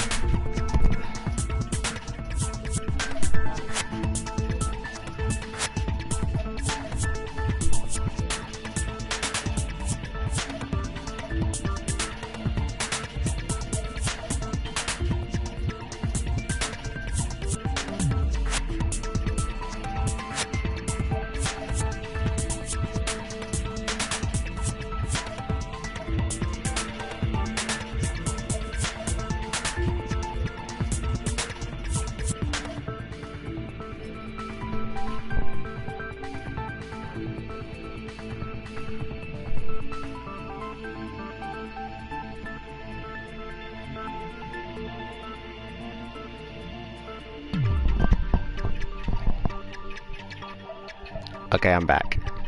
Alright, I'm back. The knife was bought in the Duralumin case along with the night vision goggles too? No, that's not possible. The knife was hidden in the dining hall before the party even started. I should be able to prove it. I see! I see! There was duct tape left under the table where the body was found. Huh? Duct tape? You don't It was probably hit the knife by duct taping it to the and other side Teru of the table. Oh, so that's why we found duct tape there. Though Byakuya was thorough, even he couldn't have noticed a weapon taped to the underside of the table. This may be off topic, but why was Byakuya acting so paranoid? Not only did he bring a self-defense kit, but he had night vision goggles inside the case too. That's true. He went above and beyond, being a little cautious. Now that you mention it, that applies to the dangerous items he confiscated as well. It's one thing to be a little cautious, but performing a body check is a bit much. He probably knew. Someone was planning to commit a murder. Are you saying he predicted the murder? Could it be? Was he also in possession of the all-seeing eye? You think so too, right, Hajime? That's right. Byakuya probably knew there was the possibility of a murder.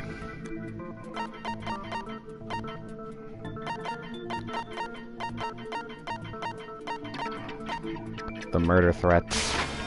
I can prove it with this! I can prove it with this. Everyone, can you please take a look at this? Be careful. The first kill will happen tonight. Someone will definitely kill someone. Hey, the hell is this? Hajime and I found this in Byakuya's cottage. It looks like a threatening letter someone sent to him. So, who's the someone? Nobody besides Monokuma would write such a dumb, threatening letter like that. Wasn't me! Are you sure? The only lies I tell are friendly lies! Those are still lies. It doesn't matter who wrote it yet. So, Byakuya became paranoid because of this threatening letter? He probably decided to throw a party because of the letter. What do you mean? By gathering everyone in one place, he tried to create a situation where everyone could keep tabs on each other. In doing so, he tried to put the writer of the letter in a situation where they couldn't act. But the letter might have been just a little prank. As long as he was determined not to let any of us die, he couldn't take that risk. His strong sense of responsibility made him believe the letter was legitimate. He should have told us he received a threatening letter. If he had, we would have panicked. Byakuya probably knew that too. So, he tried to do something about it without telling anyone? I see. Strong sense of responsibility as our leader was his undoing. Screw that noise! Who the hell wrote that letter? Well, obviously, the killer. The killer. Is it really one of us? Who is it? Among us, who was the one who killed Byakuya? Enough already! Show yourself, you coward! If they were willing to come forward, they never would have committed a murder in the first place. But I still can't believe it. Someone in this room killed Byakuya. There's no way I can believe that yet. Pardon me. Can I say something, please? What is it, Miss Sonia? I regret that I must return to this topic, but I just realized something concerning the night vision goggles. If Byakuya was indeed wearing those goggles, how did the killer manage to navigate in the dark? You're right. They wouldn't have been able to see anything without the night vision goggles. But if the murderer had the goggles when they took the knife, then how did Byakuya see them? Even if the knife bore some sort of mark, it would have been difficult to see it in that darkness. No, the killer definitely used the mark. And because of this mark, the killer was able to get the knife from under the table. They used that glowing paint. I see! I see. What if the glowing paint was the mark? With that, you'd be able to get the knife even in the dark. In actuality, the knife we found under the table and the duct tape stuck to the underside of the table were both marked with glowing paint, right? Does that mean the killer painted them in advance? But painting them with glowing paint? It's as if they knew the blackout was going to happen. They had to have already known. That's why they used the glowing paint as a mark. Which means whoever set up the blackout is the killer. That seals it. The killer is whoever was in the office with the circuit breaker. Which means it was you, Peko Pekoyama! Peko killed poor Byakuya? Was this island not big enough for two glasses wearers? I'm not the killer. Oh, I guess she's not. How can you believe her so easily? But with Peko's height, I don't think she'd be able to reach the circuit breaker in the office. I don't care about a technicality like that. Peko's the one who tripped the breaker and caused the blackout. By tripping the breaker directly from the office, Pekka was the one who caused the blackout. Is that really what happened? After this debate, blue-colored weak spots will start appearing. If we call the weak spots you've been seeing until now argue spots, the blue-colored spots will be called agree spots. When shooting agree spots with truth bullets, you need to flip your way of thinking. Instead of arguing that the other person's testimony contains lies and mistakes, please fire the truth bullets that prove the other person's testimony is correct. When your truth bullets merge with their weakness, it'll become a logically sound agreement. Isn't it a little hot in here? From now on, you must infer whether it's best to argue or agree based on what's being debated. If you press the option button during the arguments, you can review the controls. Well then, good luck and have fun.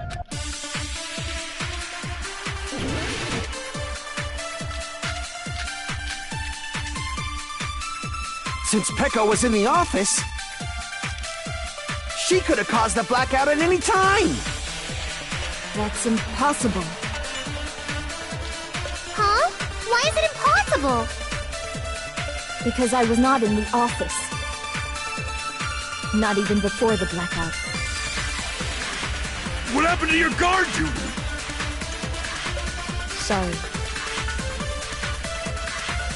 Oh, you weren't in the office? That's clearly a desperate excuse. Just from listening to Pecco's testimony, it's weird not to doubt her. But I feel like I spoke to someone during the investigation who totally backs up her testimony. Since Pecco was in the office, she could have caused the blackout at any time! That's impossible. Huh? Why is it impossible? Because I was not in the office. Not even before the blackout. I agree with that. I agree with that.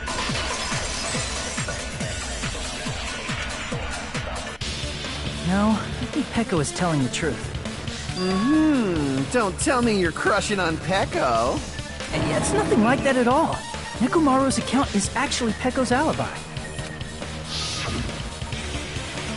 I've been trying to use it many times, but the door just won't open at all. It's true. Someone was occupying the bathroom for a long time shortly after the party started. And it was finally freed up after Byakuya's body was discovered. Then the person who was in the bathroom that whole time was actually... Everyone else besides Pecco was in the dining hall after the party started, right? I see. So there's no way anybody else could have locked themselves in the bathroom except Pecco. I guess that would be... true. You locked yourself in the commode? You should have said so earlier! There's no way she'd actually say that. Gosh, you're so insensitive. If she locked herself in the bathroom for that long, there's no doubt. It's shit. Oh, there's no way she'd admit it. There's no way she'd admit she was taking a shit. Hey, weren't you guys taught any basic manners, or were you raised in a locker room? I'm sorry. It's fine. How about we stop talking about this and move on to something else? Poor Pecco. Don't worry, the smell wasn't that strong. I used the bathroom right after you, so you can trust me. I said it's fine. But still, you were in the bathroom for a really long time. Did you get food poisoning or something? As soon as I stepped into the office, I felt this sudden rush of pain in my stomach.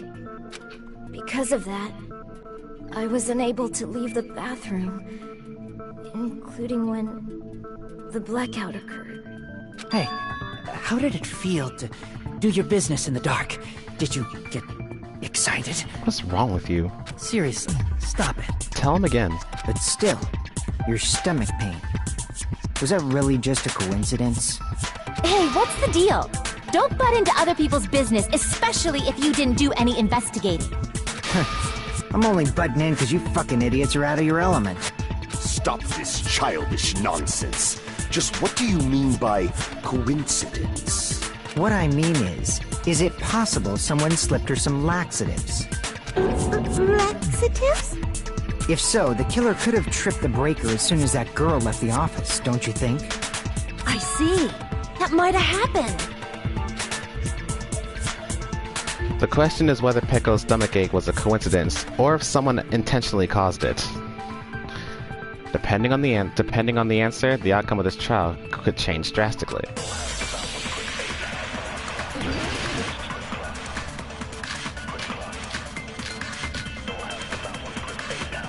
Did you eat anything weird? I don't remember eating anything weird. Now that you mention it... You brought food to the office, right? Just a little bit from the dining hall. There might have been some laxatives in it, don't you think? Taro cooked the food. How suspicious! I wouldn't do anything like that! Laxatives would ruin the taste! Whether Pecco's stomachache was a coincidence, or if someone intentionally caused it, we need to clarify that first. Did you eat anything weird? I don't remember eating anything weird. Now that you mention it... You brought food to the office, right? just a little bit from the dining hall. There might have been some laxatives in it, don't you think? No, that's wrong! So do watch the guy. Oh, yo! No, it's impossible that laxatives were slipped into the food in the dining hall. Because Pekka wasn't the only one who ate that food. Akane ate some of it too. If the food had laxatives in it, I'm pretty sure Akane would have had stomach issues as well. I feel totally fine. Like I said, Ouch. the dishes are innocent. Don't go making weird accusations. Don't diss my food. I apologize for causing a scene. Fuyuhiko should apologize, not you. He's the one who made the laxative accusation. What the fuck did you say, bitch? Watch your fucking mouth. There's this bickering. Tell him again, princess. Let's just dismiss Pekko's stomachache as a coincidence and go back to discussing the blackout. Yeah. We already know that, you trashy skank. You don't have to tell us. Hyoko, you on site. Trashy skank? As long as the murder happened during the blackout, then the blackout itself is what's actually important. So we need to make it clear how the blackout occurred.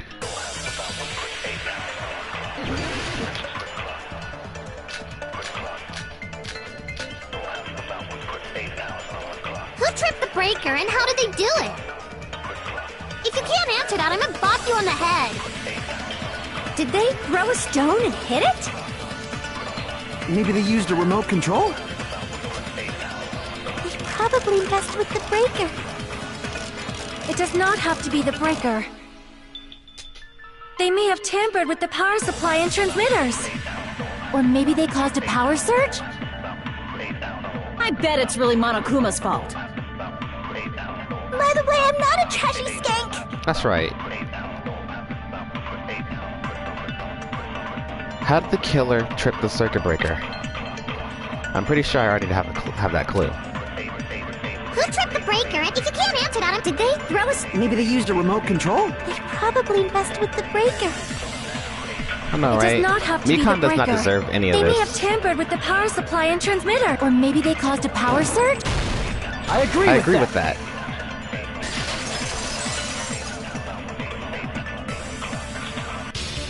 It's just as Mahiru said. The blackout was caused by a power surge. Of course, that's not a coincidence. Someone caused it intentionally. Which is why those 3 irons were arranged to cause the blackout. When you found them right after the blackout, the irons were still on, right? So by leaving those irons on in the storage room, they deliberately caused a power surge. Yeah, it seems that's how the killer caused the blackout. Stupid fool!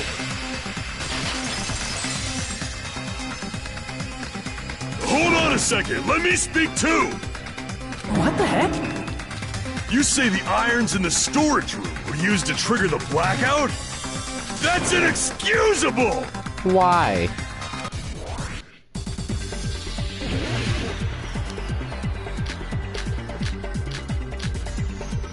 If the irons in the storage room caused the blackout, then for the killer to turn the irons on, you're saying they went all the way to the store. Then that means everyone who was in the when the blackout occurred can't be a suspect.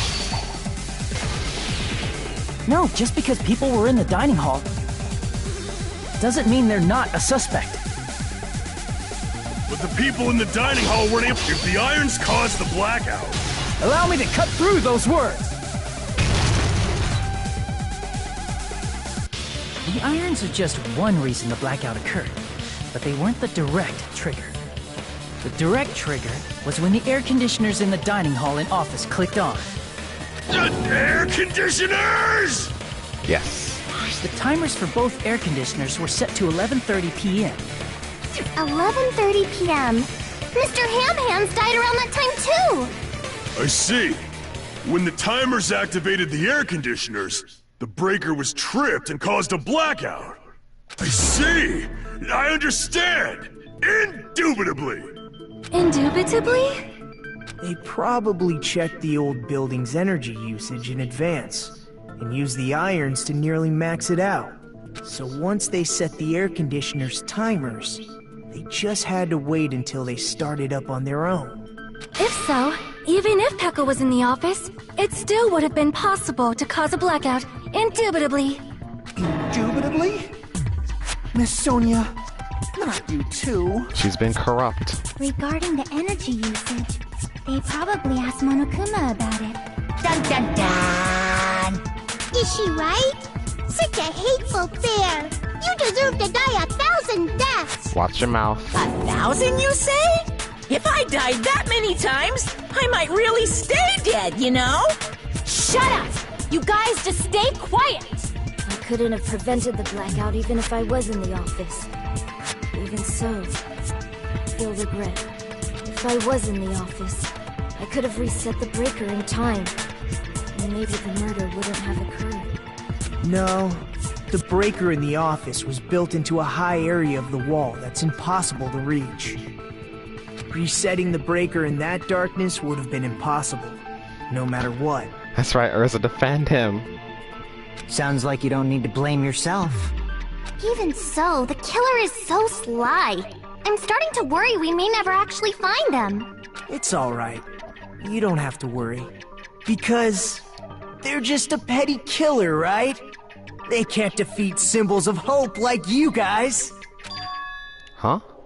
There's no way everybody will lose now.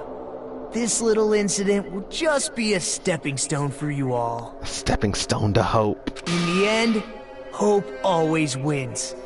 That's what I believe. Nagito? What happened to you? Huh? What do you mean? Well, you have been saying this whole time that there's no way a killer could be among us. Oh, is that so? Well, let's just put that minor detail aside for now and talk about the incident. For now, we found out how the blackout occurred. But the question is, who caused it, right? Anybody could have hid and set the timers for the air conditioners. Setting up the irons in the storage room could have been done before Byakuya set foot in the old building. What a shame. Any one of us is capable of that. What are you implying? He's just saying, after all this time, we still haven't made any progress. Huh? Even though we have been arguing for so long? Fortunately, it's the truth. Despite the fact that we've discussed this at length, there's not even one clue that leads to the killer. But that might be because there's no way any of us could be a killer. You're changing your story again? Anyway, I have an idea about what we all should do at this point. Has anyone thought about our situation like this? Instead of surviving by doubting others, isn't it better to get killed for believing in others? Doesn't that mean... Are you saying we should all just give up and die? Nagito, there's definitely something wrong with you. You guys only think there's something wrong with me because there's something wrong with you. Suspecting each other like this. There's no way that's healthy behavior. Let's stop this already. We don't have to find out who the killer is. I can't stand this anymore. I don't want to do this to my friends. I don't want to do this either. Me too! Please, take me home already!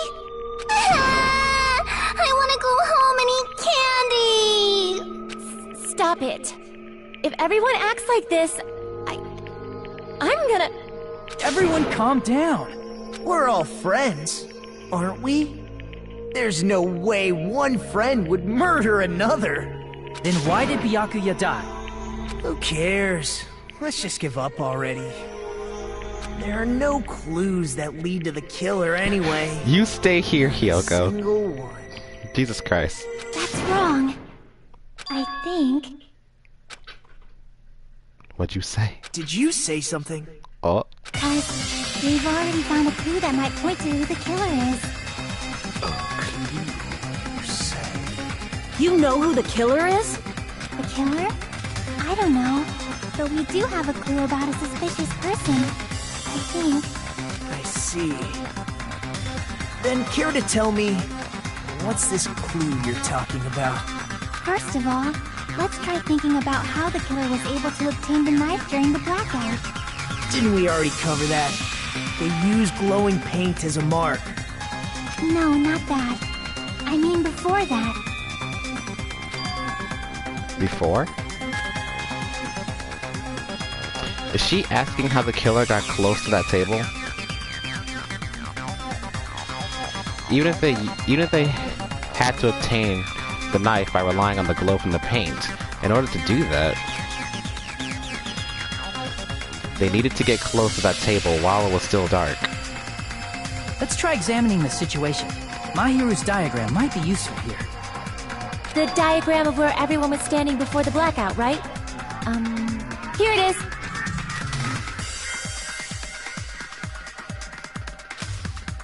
Just as I thought, this diagram is the clue. Who the killer is and how they were able to move the table in the dark. That's clearly shown in this diagram. First, we need to discuss how the killer was able to move that table and move to that table in the dark. The killer probably used something to help them move in the dark. Okay, Urza, this part of the trial, these things are called spot selections. You have to click on certain things that will prove as evidence.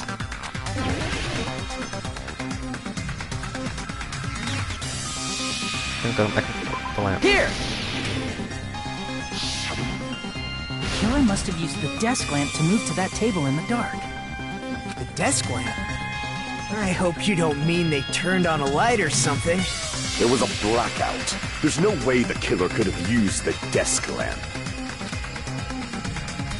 Of course there's no way they used the desk lamp's light. The killer actually used the power cord. I can prove it with this! They didn't turn the desk lamp on. They used its power cord. Power cord? They could have felt their way to that table using the power cord, right? By doing that, the killer was able to move to the table and use the glowing paint to find the knife. And there's only one person here who could have done that. Who? The only person here who could have possibly done it.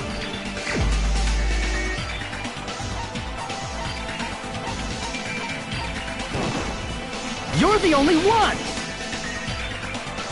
Nagito, it was you, wasn't it? Me? Judging from everyone's positions before the blackout, the only person near the power cord was you. Which means the only one who could have felt their way to the table using the power cord was Nagito! That's just a coincidence. But still, you had a chance, right? A chance to hide the knife under the table? Nagito's chance to hide the knife was when he was cleaning. I see! Nagito, weren't you cleaning the dining hall all morning? If so, you would have had a chance to hide the knife. That's... If you factor in the power cord and the time you spent cleaning, you're the only one who could have done it. Seriously! That's all just a coincidence! If it was just one coincidence, it'd be fine. But when it's one right after another, I wonder, is something like that even possible? Could it be? Did you give yourself cleaning duty on purpose so you could hide the knife under the table? Now that you mention it, Nagito did prepare the drawing to pick who cleaned the dining hall. To be honest, I already prepared a drawing because I assumed something like this would happen. To go through the trouble of preparing this, just what did you think would happen? Whoever draws the chopstick with the red mark on it will be in charge of cleaning duty, okay? Does that sound fair? You rigged the drawing, didn't you? That's how you got picked to clean the dining hall, isn't it? I don't know if you're the killer or not, but regardless, it proves that you're suspicious, right? If that's the case, that strange speech you made earlier, that was part of your plan too. You got us to lower our guard, and tried to hide the fact that you did it, didn't you, you motherfucker? Well, just admit it already! Nagito, tell me you object to this. Frankly, I don't want to believe it either. We investigated together. You were so kind. I can't believe you're the one who killed Byakuya. Nagito, say something!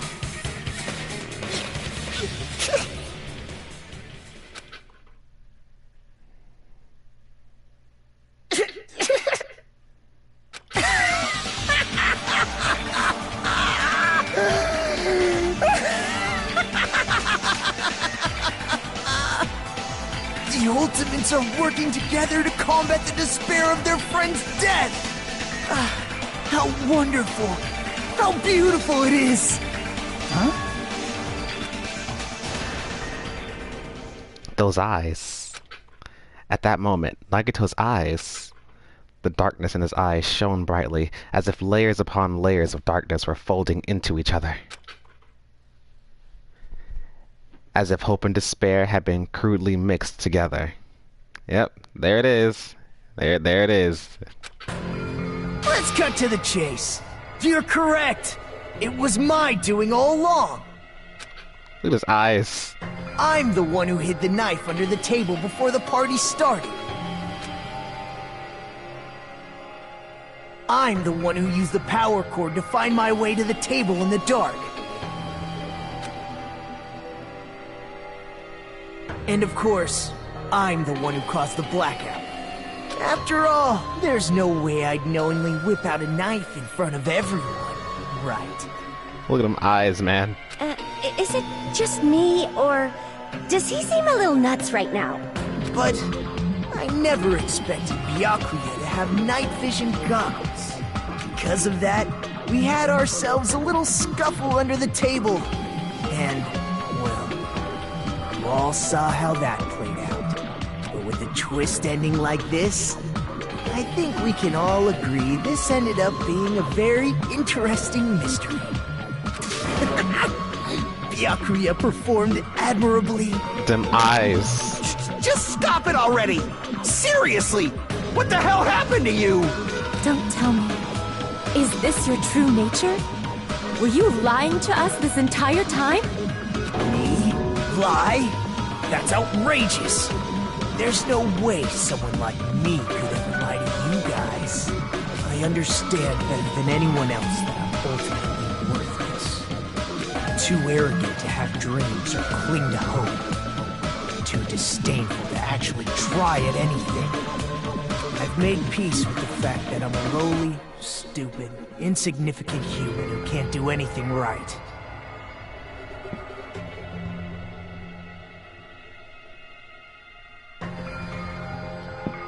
That happy smiley sprite, that spot right there. Are you talking about this one? Yeah, but like his eyes are different. Because before his eyes used to be normal, but now like there's like a small like swirl in his eyes. Holy crap! He's totally the type of guy who spent his childhood killing neighborhood pets! He seems like the sort of person whose eyes light up while watching Friday the 13th. Just like me. See, I told you, Urza. That's quite the hobby you have there. But, like, now's not really the time to bring it up. This guy, is he the real Nagito? Hey, Nagito! If you were behind all of this, then did you also send that threatening letter? Yep, I sure did. There's nobody else on this island whose handwriting is that painful to look at, right? But why would you send a threatening letter in the first place? I think, somewhere deep in my heart, I was probably hoping to find someone who would stop my evil deeds. Well, I bet if that really was my reason, at least some of you would feel sorry for me. Are you making fun of us? By threatening Byakuya, Nagito was likely able to manipulate his actions. Then how about that old-looking building near the hotel? Well, if it's just cleaning, leave it to me. I'm actually pretty good at it.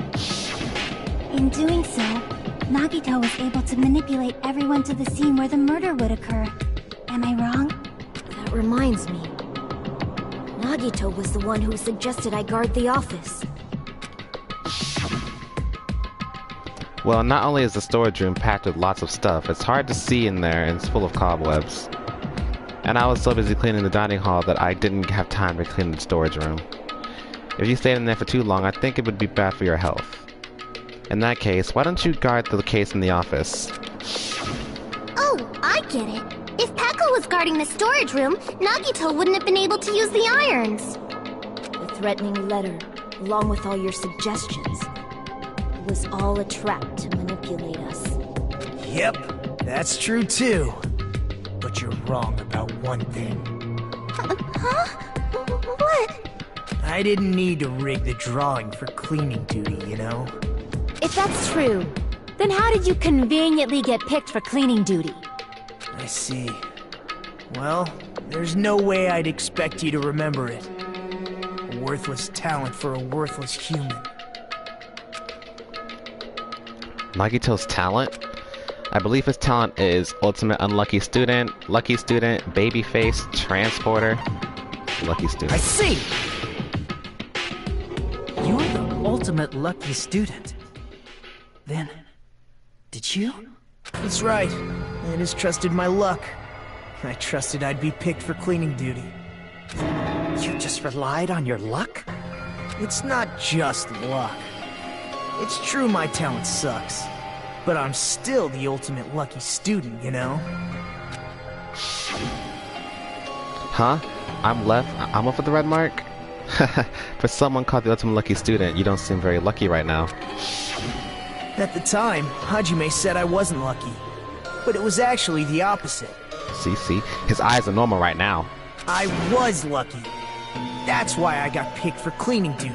Now they're just swirly. Like I wanted. Now they're swirly as crazy ass. Enough. I don't care about that anymore. More importantly, why did you kill Byakuya? Answer me! Byakuya was a very capable leader. For someone like him to get killed, oh, the despair it brings. It's only fitting that you symbols of hope should use his death as a stepping stone to shine even brighter. That was my only motivation. You're not making any sense! Fine, let's start the damn vote already. I'm ready to fucking kill this psycho. Please, Monokuma! Please, wait! Huh? The fuck?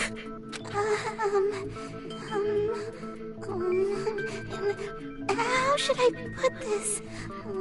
Take your time, sweetie. He's still one of the best men in the room. Same though. Is Nagito really the killer? What are you saying? He's already confessed, hasn't he? I already know that, but there's just something a little strange. If it's only a little, then keep your mouth shut. Your ugly face is stressing me out. It makes me want to puke. I'm sorry. Don't apologize. For now, might I suggest we listen to what she has to say? But we know who the killer is. Simply listening is acceptable. However, I won't allow this to end with mere play. Now then, let us lift the curtain for our bloody spectacle. From this point on, lines of white noise will appear to disrupt your reactions. Your truth bullets will disappear if they touch these lines, so it's best to think of them as obstacles in your debate. Your bad attitudes are going to repeat, brat. You see, Urza, that's why I was like, that's why the first time I started playing this, I was like, oh, you ain't hating Hyoko yet? But then again, you ain't see all of Hyoko's personality. So I was like, okay, because I was like, fuck Hyoko. By the way, if the difficulty is gentle, white noise won't appear at all. In that case, all it means is this decimation didn't mean anything at all. It had no meaning whatsoever. Oh, please don't worry, I'm not going to fall into despair. Even though it's meaningless, allow me to say one more thing. In this debate, you won't be able to shoot down the white noise, that'll be explained later. You press the options buttons? Yup. Well then, good luck and have fun.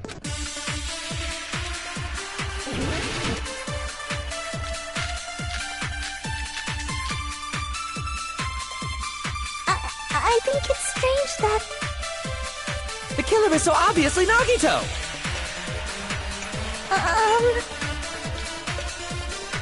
He has already confessed. You know...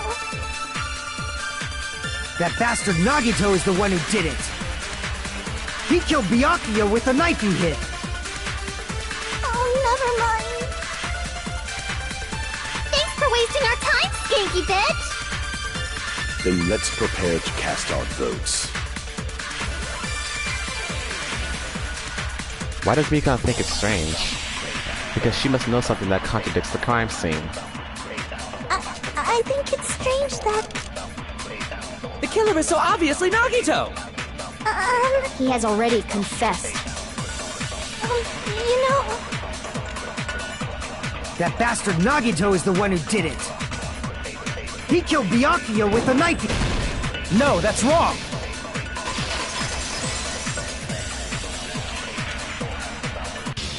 That knife might not be the murder weapon. That's what you wanted to say, right, Mikon? What the hell are you talking about? It's obvious the knife was the murder weapon. But, based on the entry wounds on Byakuya's body, the actual weapon should be roughly 5 millimeters in diameter. 5 millimeters in diameter? That's like way skinnier than a knife! Hey, that better be true. If you screwed up, I'll sell your fucking ass to a whorehouse! Not a whorehouse! Hey, why are you threatening her? Is this what you're trying to say, Mikon? As long as we can't prove that the knife is the murder weapon, we can't assume that I'm the killer. What are you saying? No one else can be the killer. It has to be you. Hey, don't blame me. Mikon's the one who said it. I'm sorry.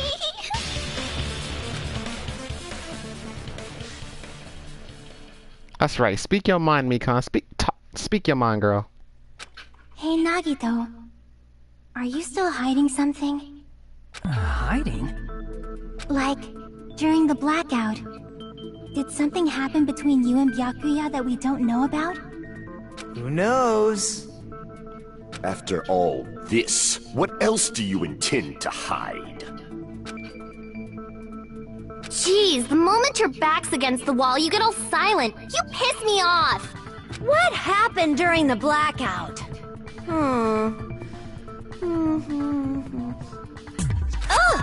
If you cross your eyes like this, it gives you double vision! Don't get distracted! Our lives are at stake, you know? Huh? Whose life is at stake? Seriously, how long is it gonna take for you to understand the damn rules? She don't listen, man. Nobody can see in the dark, no matter how hard you think about it. The truth is beyond your sight. Truth is beyond your sight. Don't you think that's a pretty clever metaphor? Despite the fact that it came from me? No, that's not it. Not it? What's not it? The truth is beyond our sight. No, that can't be it. There should be some way to find out what happened in the dark.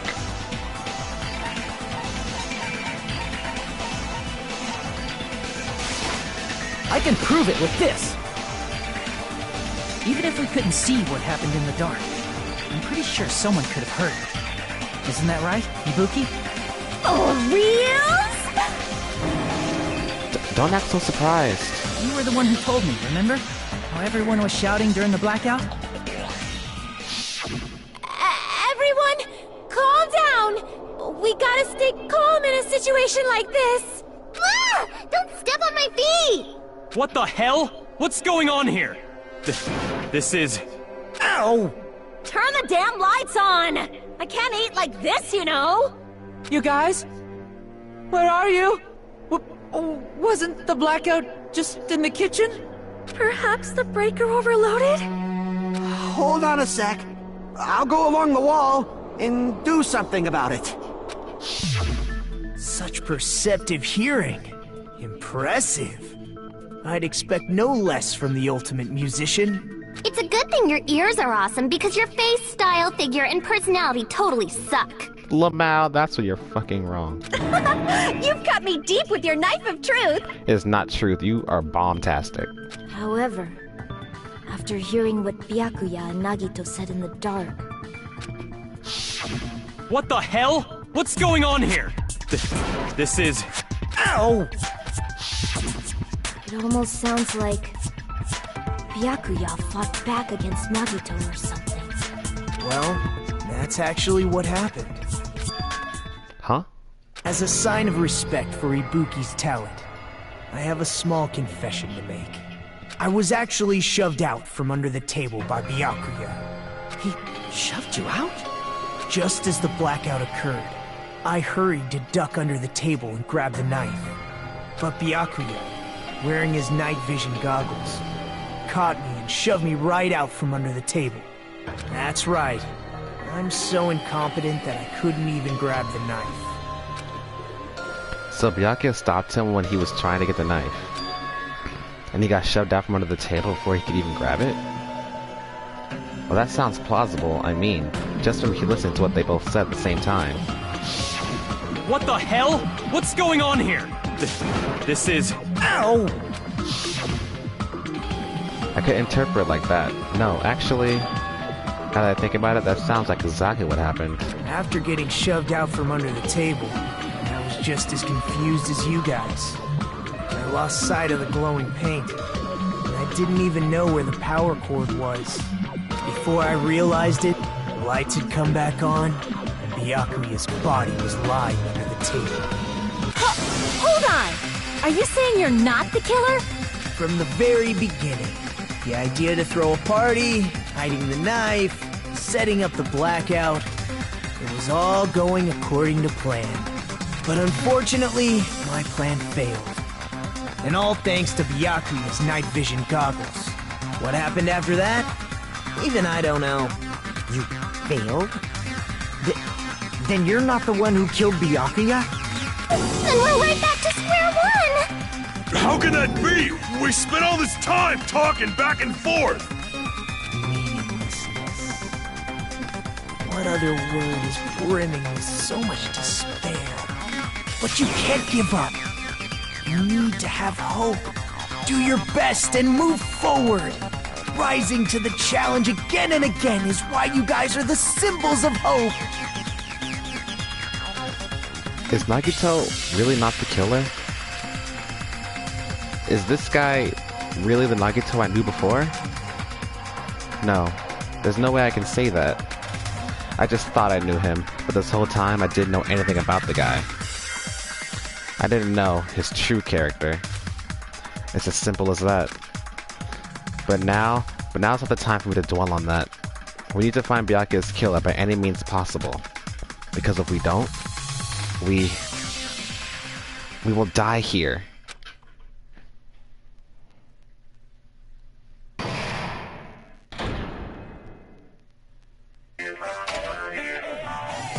Well now. Now then, the class trial has reached its climax, but...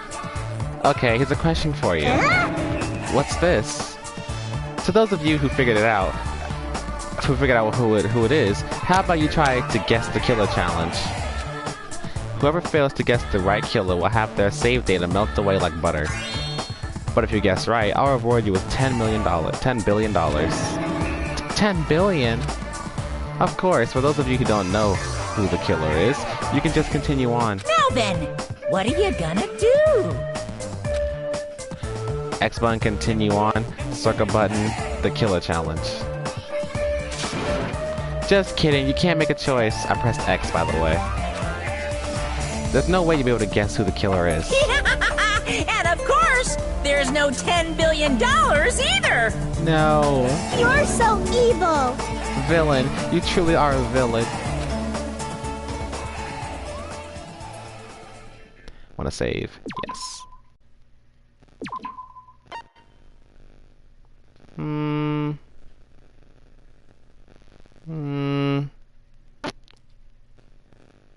I'll continue the rest of this trial.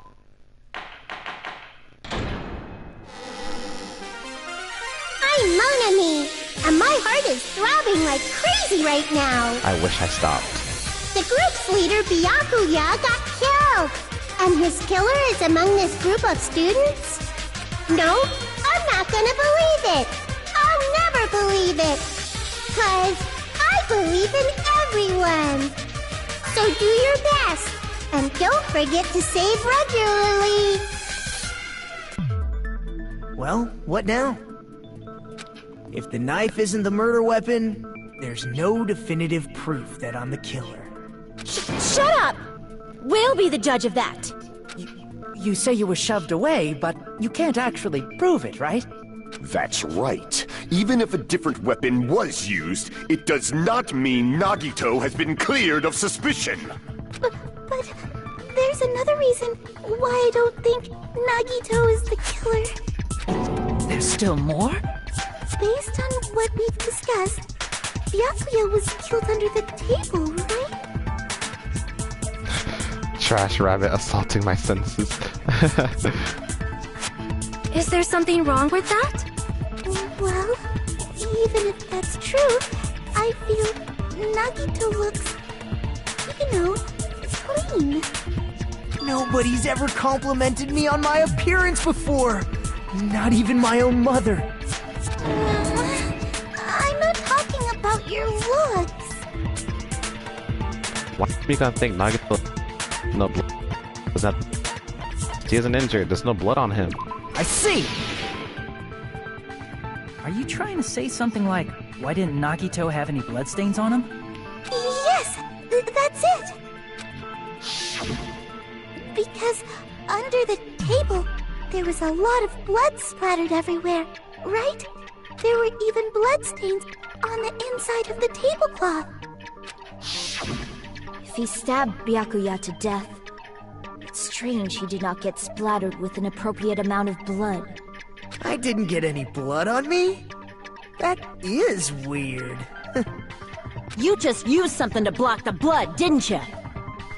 Something that might have been used to block the blood splatter. What do you think it could have been? I guess we did see something I could have used. Isn't that right, Hajime? Yes, there's only one thing.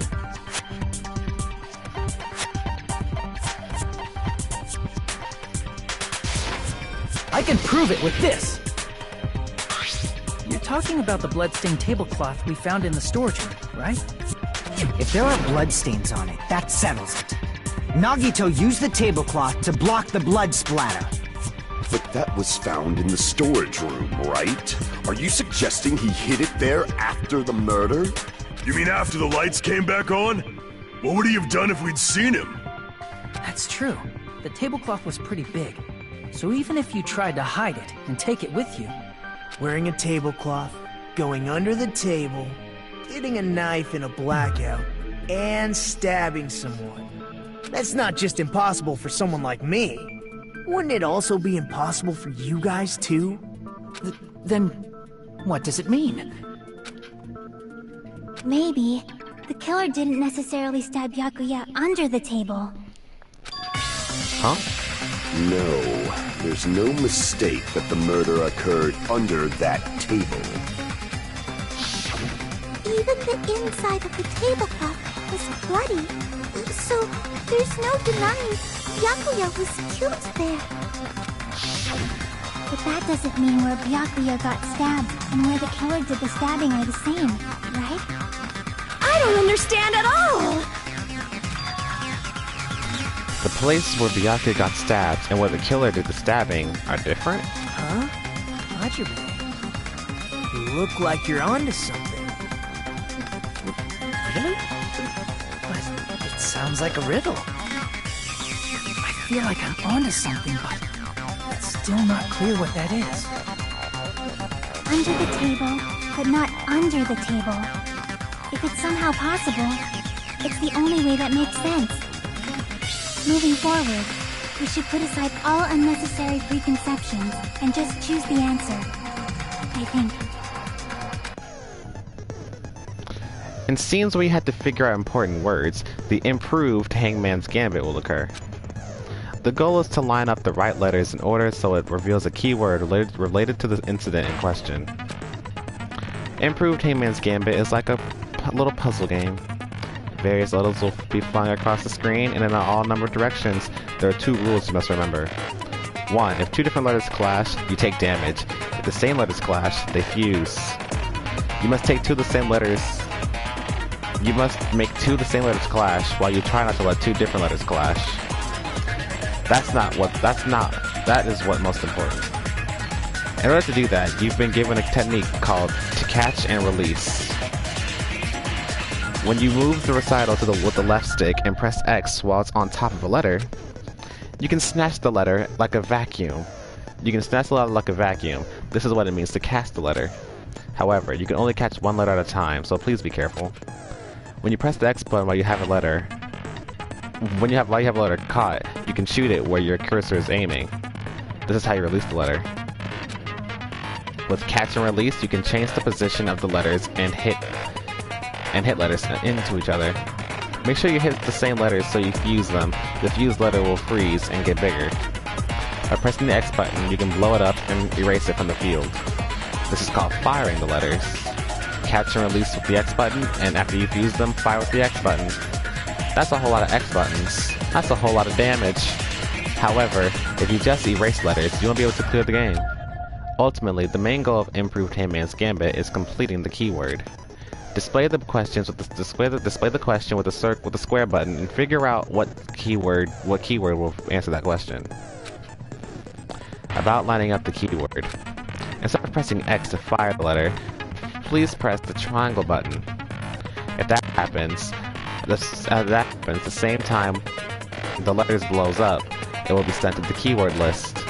If letter sent is correct, it will fit in the keyword list. If it's not, the influence gauge will take damage. You must write the keyword in order based on the flying letters. Please think about the completed word. Also, if you leave a fused letter alone for a while, it will just blow up on its own. In that case, it will still damage you, so please be very careful. I took so long to explain it, but do you understand now? If you press the options button, you can review the controls. I hate these. These are kind of tricky.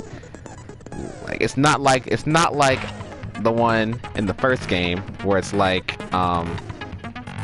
you just gotta let the words float at you and you click on them twice. This one is out easy, but as it progresses in time, it becomes hell. Oh well then, good luck and have fun. The place Byakuya got stabbed and the place where the killer did the stabbing aren't the same. Using those words as a clue, I should put aside my preconceptions and try to think about it. Something is coming to me. Just a little more. I have a feeling I can see something.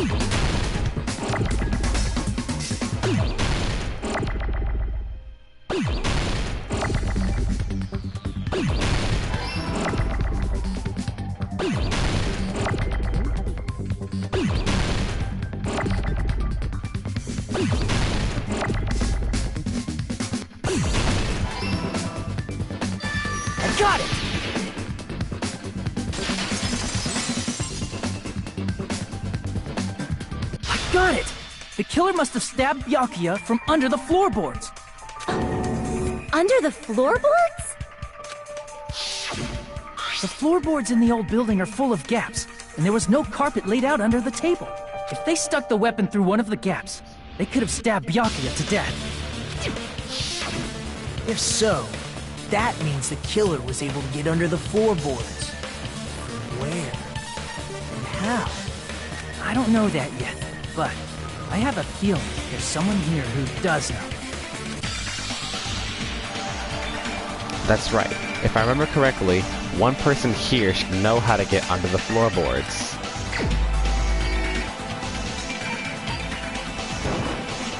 You're the only one! Hey, Gundam, you dropped your earring in the dining hall, right? Are you referring to the Hellhound earring? About that earring. I said, are you referring to the Hellhound earring? About that Hellhound earring. You dropped it beneath the floorboard, right? Ah, there it is. I have found it. Truly, that is the Hellhound earring. It seems God exists for my benefit. I see. Good for you. However, how do I recover it? I cannot fit my arm through this opening. Where I too use a tool, it would probably not reach either. Just a bit longer and I would have reduced everything, including that old building, to ashes. However, it's just as the old legend said. The Hellhound earring has returned to its owner, to me! Is it safe to say that that earring is the one hanging from your right ear? Huh? Could it be? Gundam wasn't wearing an earring during the investigation. And if he had it on by the time the class trial began, then that means Gundam was able to retrieve his earring from beneath the floorboards during the investigation. So, Gundam knows how to get under the floorboards. It's understandable. After all, you fools only view the world through eyes of glass. But I am different. With the power of my 4 dark devas of destruction, it is of no concern. Truly, this is the evil 4th eye. Before the might of the evil 4th eye, all visual chaos is rendered asunder. What should I do? I'm embarrassed just listening to him. Die. Oh! Man up and speak more clearly! Fine, I shall tell you all. The answer was in the storage room.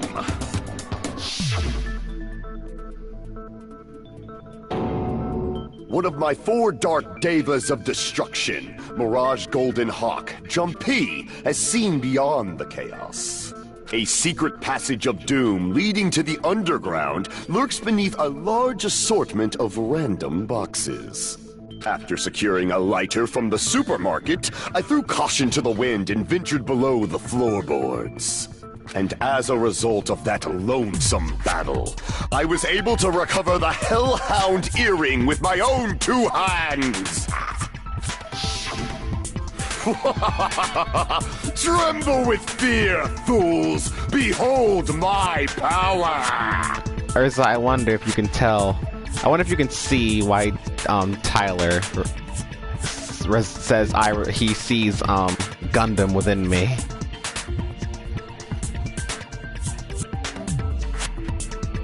He is superior. There he goes blabbing about power and crap. You're ridiculous. You're just a breeder, you know. Anyway, it sounds like you can go under the floorboards from the storage room. Then that has to be how the killer did it. If the space beneath the floor is empty, it's not that far to move from the storage room to the dining hall. I see. If they passed through the storage room, I understand why the tablecloth was put there. The killer lurked under the floorboards during the party, and from there, stab, stab, stab! Are you sure? You don't like stab, stab, stab? Should it sound more fleshy? Like... Me too. No, I'm not talking about your sound effects. You're saying they snuck under the floorboards, but that means they would have had to leave the party, right? So, was there anyone who was able to do that? Then whoever wasn't at the party is the killer. They must be the one who was waiting under the floorboards. Who wasn't at the party again? I didn't participate, but I was guarding the entrance, remember? Monomi over there can be my witness, right? Yes! This Monami over here is your witness! I believe there's no need to discuss this matter further, but I was unable to leave the bathroom. I was in the kitchen for a long time, but I frequently went to the dining hall to deliver my dishes. We're both dramatic. The only person who wasn't at the party... Judging from the photo I took before the blackout... It obviously has to be him! Yay! It's decided! What the fuck are you saying? I'm not the killer! Oh, really? What happened to the tough guy who was saying stuff like, I can do it? Don't mess with me! I'll fucking kill you! See? You're making threats again. Yep, that's right. Things are starting to get exciting. Good news, you're now allowed to use the silencer. You can use the silencer with the X button as many times as you want. When you use the silencer, you can shoot down the white noise. Also, you shoot on the white noise, your time limit will increase a little bit. However, if you shoot an actual remark with your silencer instead of the white noise, the time limit will decrease. So aim carefully when using the silencer. Oh, but the difficulty is set to gentle, white noise won't appear at all. In that case, you'll still be able to use the silencer, but it'll be somewhat pointless. However, if you feel like doing a little bang bang, you can use it to your heart's content. Bang bang bang bang bang bang bang bang bang. Options for controls. Good luck, have fun.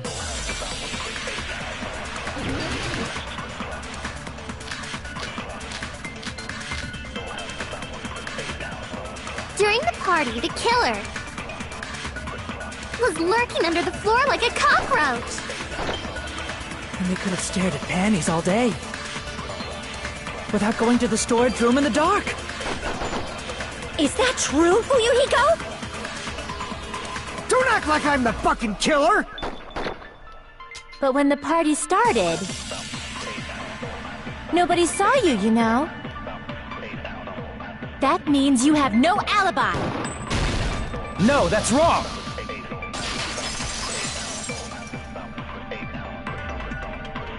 No, Fuyuhiko definitely has an alibi.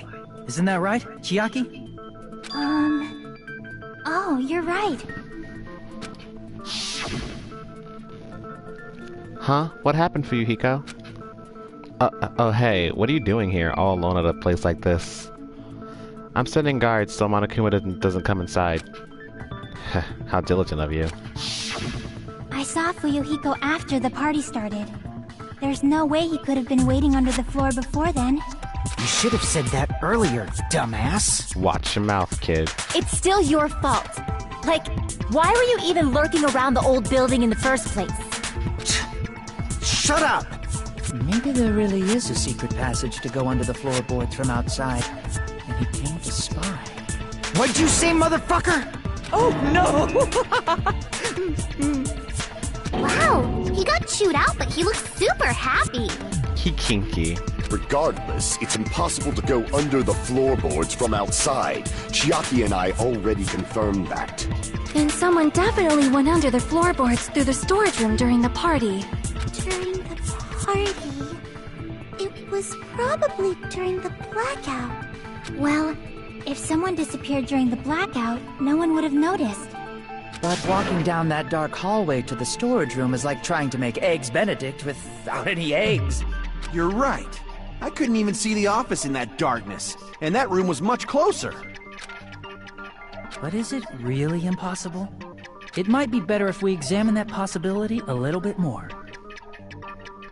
It's like Toko, but worse. I know, right? It was super dark, you know? There's no way you'd be able to find your way to the storage room. but I can't stop thinking about it. I feel like there's something I overlooked.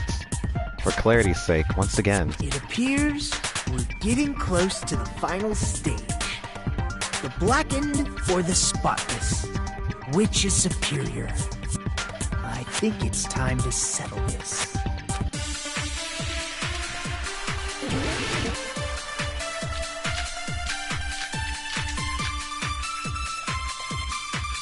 The hallway was really dark during the blackout. Moving to the storage room like that. It's like making a seafood bowl without fish.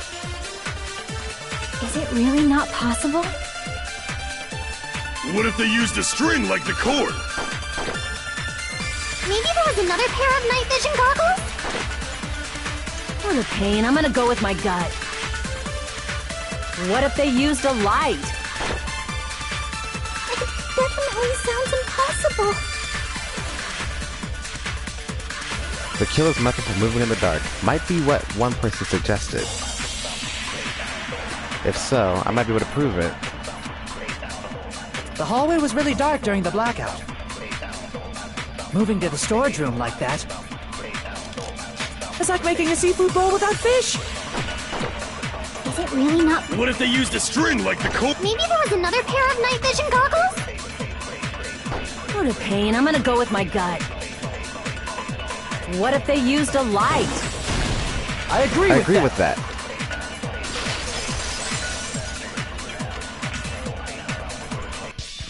I know. The killer had a light with him. Oh, I was right? But where could they have found a light? There was one nearby for sure. See? It's written on the kitchen's equipment list. 20 forks, 20 knives, 20 spoons, 5 iron skewers, 3 frying pans, 20 wine glasses. There are also iron plates for barbecue, and even a portable stove for cooking hot pots. Iron plates and a portable stove, I do recall seeing them on the shelf over there. This kitchen seems to be well kept. There should be no problems using it.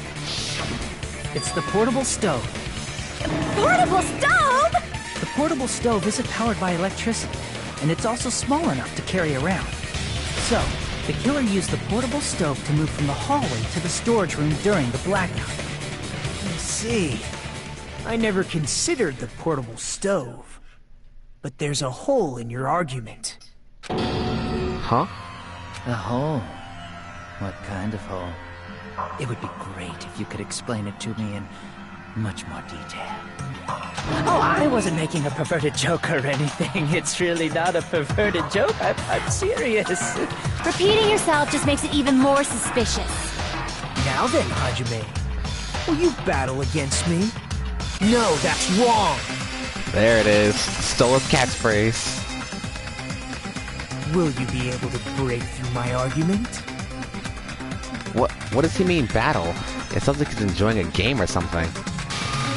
Damn it. There's no way I'm going to lose against someone like him.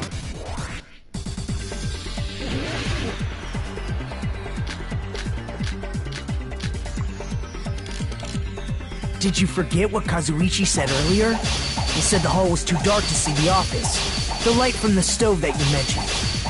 It contradicts his testimony. Or are you intentionally doubting his testimony? I don't doubt what Kazuichi said. What are you trying to say? The reason Kazuichi was because the hallway was dark. So if a light was shining in such a dark hallway, wouldn't Kazuichi have seen it? Allow me to cut through those words! Nagito, did you forget? Or are you just pretending you forgot? Huh? What are you talking about? There should have been a wall that blocked light. I'm talking about the fire door in the hallway. If you close it, it would form a perfect wall in the hallway. Plus, the hallway rounds a corner just beyond the fire door. So even if there was a small gap in the door, as long as they passed the corner, the light still wouldn't peek out. I see. You actually noticed the fire door. Just as expected of the ultimate... Oh, you still don't remember your talent, do you? Who cares about that right now? Low blow, dude. Nagito, What are you plotting?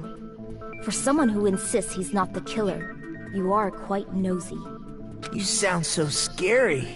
If you're that angry, why don't you take a deep breath? You sure like to piss us off. How about I shut your fucking mouth for you? Hey! It's okay if you guys fight, but I won't allow a burly brawl that might offend people. More importantly, can you hurry up and decide who's the blackened already? Time runs out when I get bored. Fine, I get it. You're telling me to pass the torch, right? Pass the torch? We're going to ask the real killer, not an imposter like me, to show themselves. You're obviously the killer, right? If you think I am, I really don't mind. Whatever conclusion you ultimates arrive at, I will accept it, no matter what it is. So, you're telling me to call out the real killer. Even though I really don't want to condemn that person, but there's no other way, right? So, Urza, who do you think the real killer is?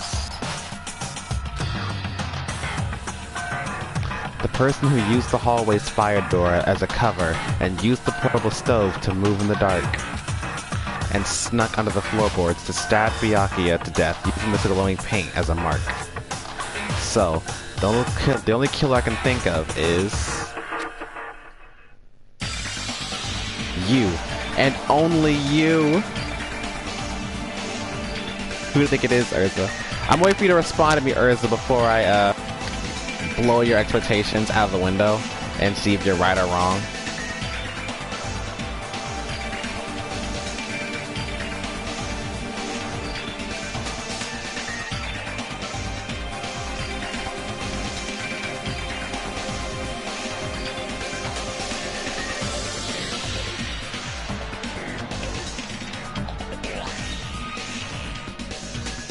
Unless you can't think of anybody, that's fine too.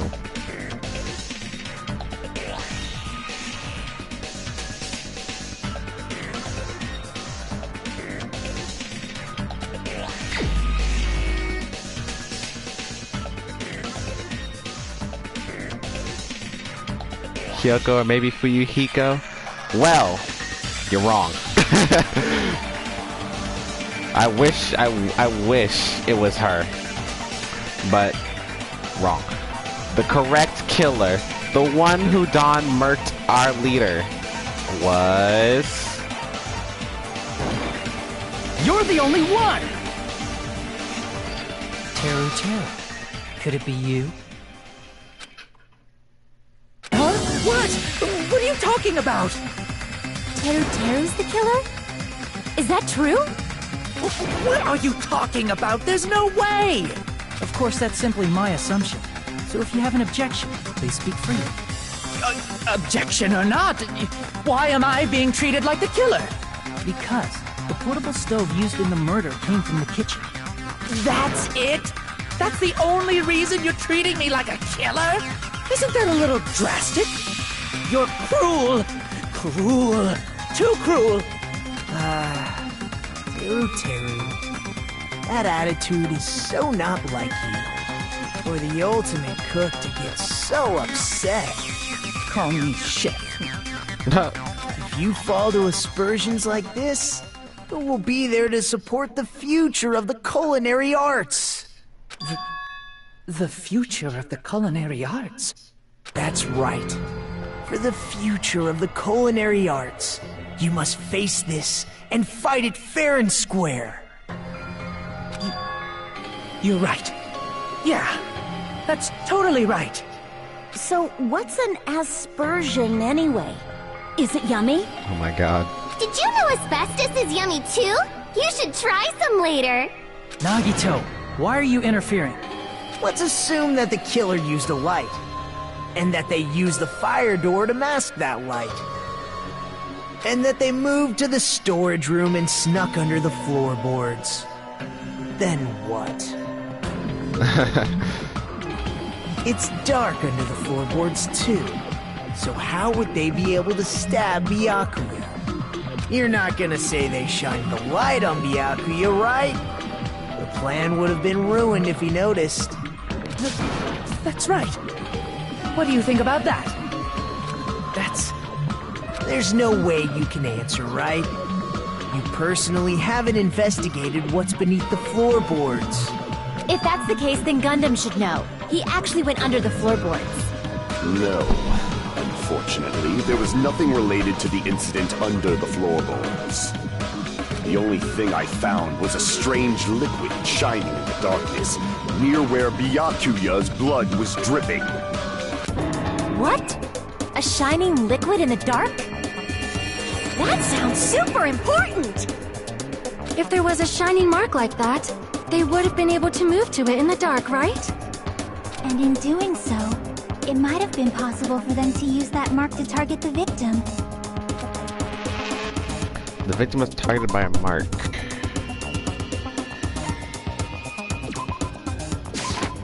I can prove it with this! The mark you're talking about is the glowing paint that was applied to the knife, right? Ah! By using the glowing paint as a target, they were able to judge where to stab even in the dark! I see. The killer didn't target an actual person. They just struck the moment the glowing paint moved. That would be the moment someone grabbed a hold of the knife. So, the killer used the mark that I prepared for finding the knife as a mark for stabbing. I see. That's why Byakuya got killed when he took the knife. But if they were able to do that, wouldn't that mean the killer knew about Nagito's plan all along? Well, Teru! Seriously? I don't know anything. Really, I don't know anything at all. Then can I ask everyone a question instead? You again? Just stop already! Now. We should give everyone a fair opportunity to speak. If Teru is the killer, that would mean he went to the storage room during the blackout. Hang on.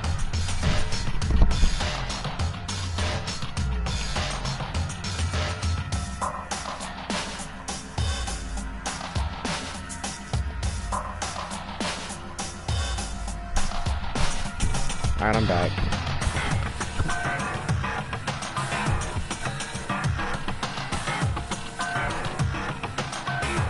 And just what did Ibuki hear during the blackout?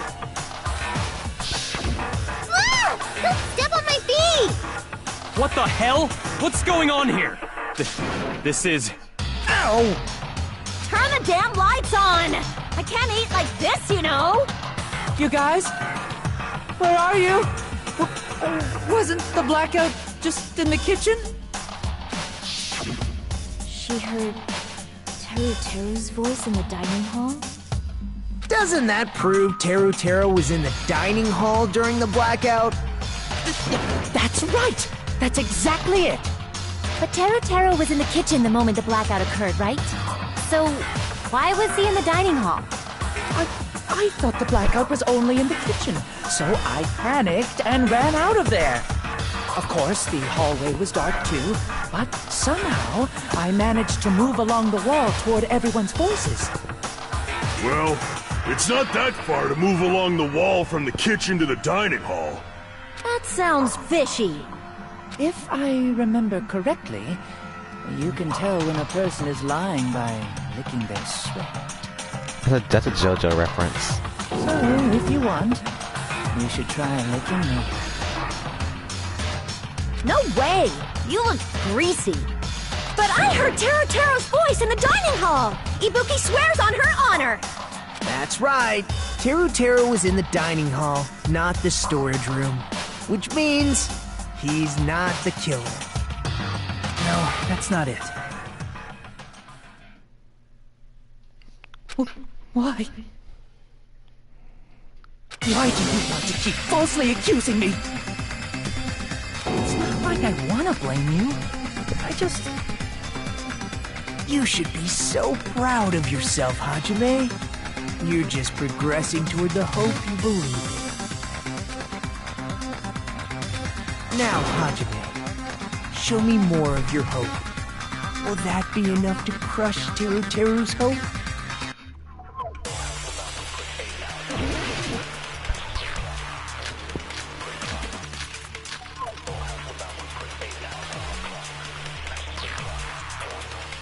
Let me ask you again. Did you go to the storage room during the blackout? There's no way I went to the storage room. I was somewhere totally different. I definitely heard Teru's voice. It's handsome, unlike his face. Maybe it was recording or something? Nope, definitely a live voice. Right, as long as I have her testimony. The fact that I was in the dining hall cannot be disputed.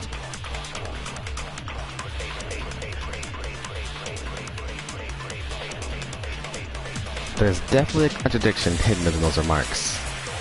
I need to find it. Let me ask you again. Did you go to the storage room during the blackout? There's no way I was somewhere total. I definitely heard. It's handsome. Maybe it was recorded? Nope, definitely a live voice. Right, as long as I have her testimony. The fact that I was in the dining hall cannot be disputed. I'll shoot through that contradiction.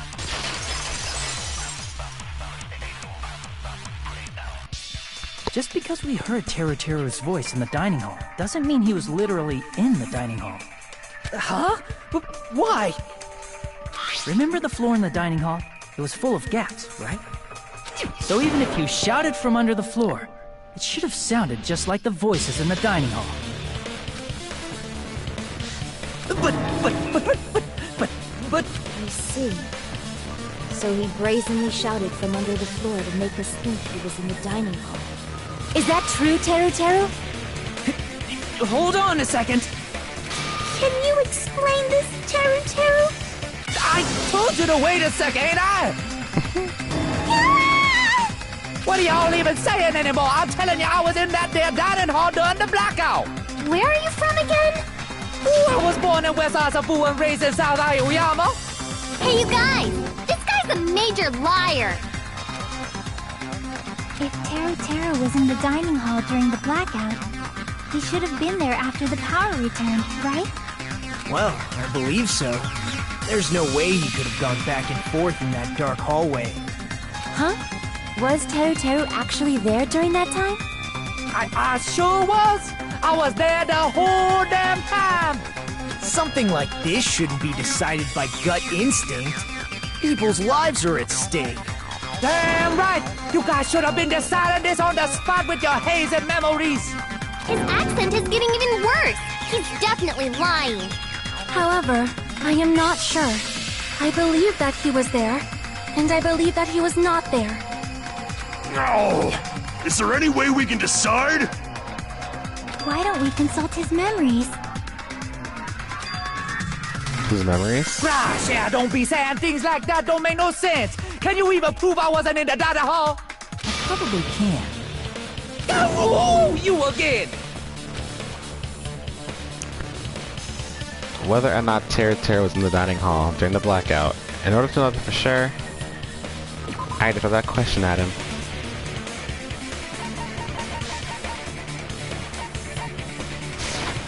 I can prove it with this! If you're claiming that you were in the dining hall when the power came back, then you should know how Mikan was positioned at the time, right? Well, what? No! Don't make me remember! It's so embarrassing! No, this is a very important question.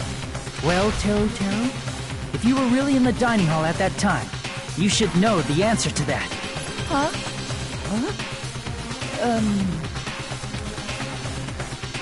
It was a pretty clever way of tripping. There's no way you'd forget about it so easily.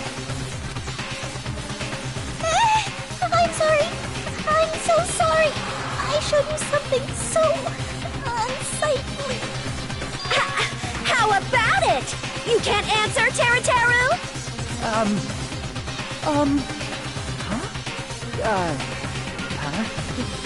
That's weird. Just slipped from my mind. There's no way it would slip from your mind, especially not a pervert like you. Even so... Nagito, say something! I guess you might have to give up now. Wait, give up? What do you mean, give up? Teru. I'm disappointed too, you know. It's lonely watching someone I admire reach the limits of their hope. It kind of feels like a broken dream. Nagito, what are you doing? Why are you messing with the killer like that? Well, hold on a sec. Don't go moving this along on your own like I really am the killer. Huh? But it's already decided, right? The murder weapon hasn't been cleared up yet, Chef? It's no use. I can't understand him anymore. It appears he's saying the murder weapon hasn't been cleared up yet. You understand him? But it's such a sad defense. This is too cruel. Oh, you calling me the killer? Then where's the weapon? Come on, Manumi! Enough with the whimpering and translate! He said, if you're calling me the killer, then where's the weapon? Weapon, huh? It's not the knife, right? Judging from Byakuya's wounds, it was a thin-edged tool that's roughly 5 millimeters in diameter. Also, if they stabbed from under the floorboards, the weapon would need to be at least 50 centimeters in length. After all this, who cares about the weapon? Not good enough! Not good enough at all! He said, not good enough. Not good enough at all. Fine, I got it. Let's try thinking about what the weapon was. Wanna do it? Wanna do it? He said, try to do it. What a confusing accent! Anyway, we need to focus and think about this. A thin-edged tool with a diameter of 50 millimeters and at least 50 centimeters in length. The weapon that meets those requirements might have been used at the crime scene. Huh? What's that?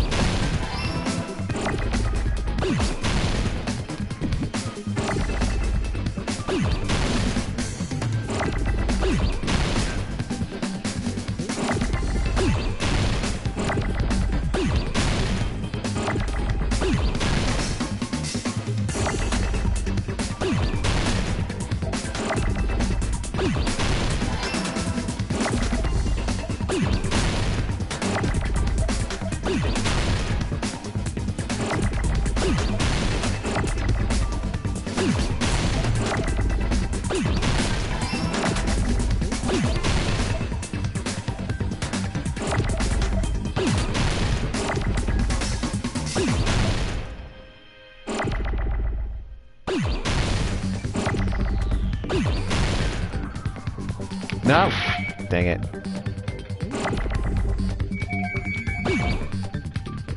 Oh god.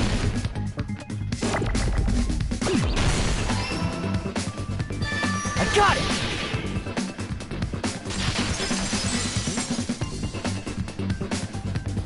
That's it! The weapon must be the iron skewer! Huh? The iron skewer?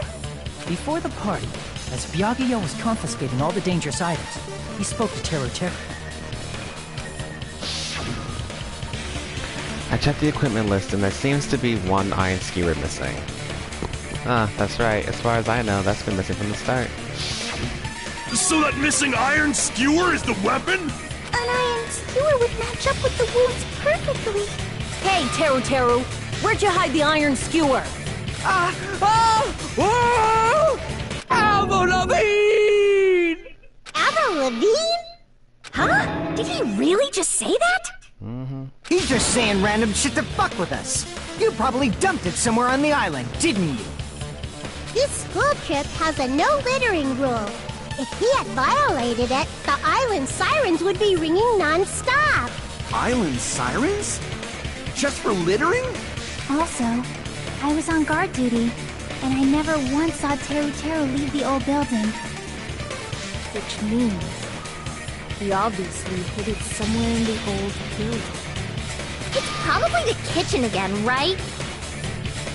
Teru, just man up and be straight with us.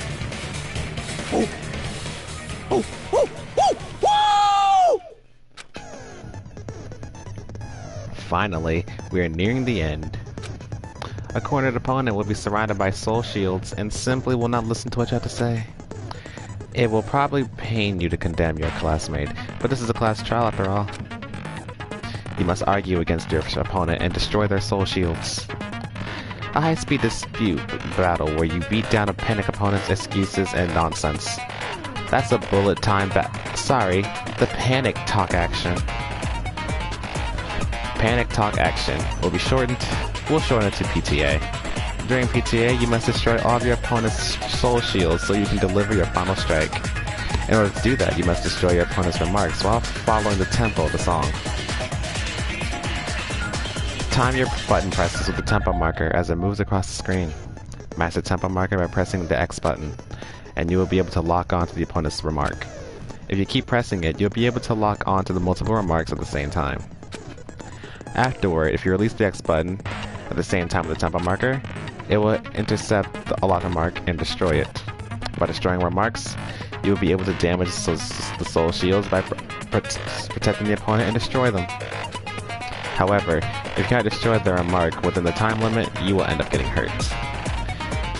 During PTA, you can press the options to continue the menus. But for this PTA, we're just focused on pressing the X button later. Before we'll press the X button, please wait for another time for the other features. Do this consecutively and you'll start a combo. Keep this in mind and you'll initiate a tempo up. On the flip side, if you keep missing, you'll find yourself in a tempo down situation. When the song changes, the tempo changes. This will alter the timing for each button. Please be careful. Last but not least, let me tell you about the final blow. If you destroy all of your opponent's soul shields, they will give their final argument. And that means 4 words will be displayed on top, bottom, left, and right side of the screen. Each of these 4 words correspond with the triangles, circle, triangle, square, and X buttons. If you press the buttons in the right order, you'll be able to compose the final words of your strike. Please make your argument while searching for the words that will trump your opponent's final argument. Also, if you don't deliver your final strike within the time limit, the opponent's soul shields will recover. Well then, good luck and have fun. Whoa! What the hell you saying, you YouTuber Hick? He said, oh, what the hell are you even saying, you stupid country hick? I guess we have no choice but to somehow find out for ourselves. If the iron skewer is the weapon, then hiding it in the kitchen would be the easiest way to slip it by. But Byakuya and I checked the kitchen pretty thoroughly before the kid party started, which means the weapon was already hidden somewhere we couldn't find it. Could it have been in an unexpected place? Where would that be? Where did he hide a long weapon like an iron skewer? Think carefully. I'm not hiding anything! He said, I'm not hiding anything! I'm not hiding anything! I'm not hiding anything! I must reveal to Teru the conclusive evidence that proves he's the killer.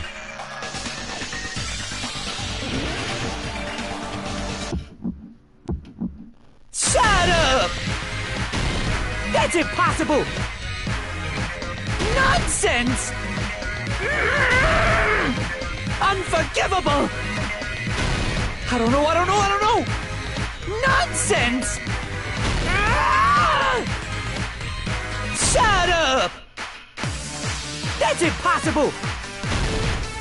Nonsense! Unforgivable! I don't know! Nonsense! Unforgivable! Shut up! That's impossible! Nonsense! Where would the weapon be? This is the end!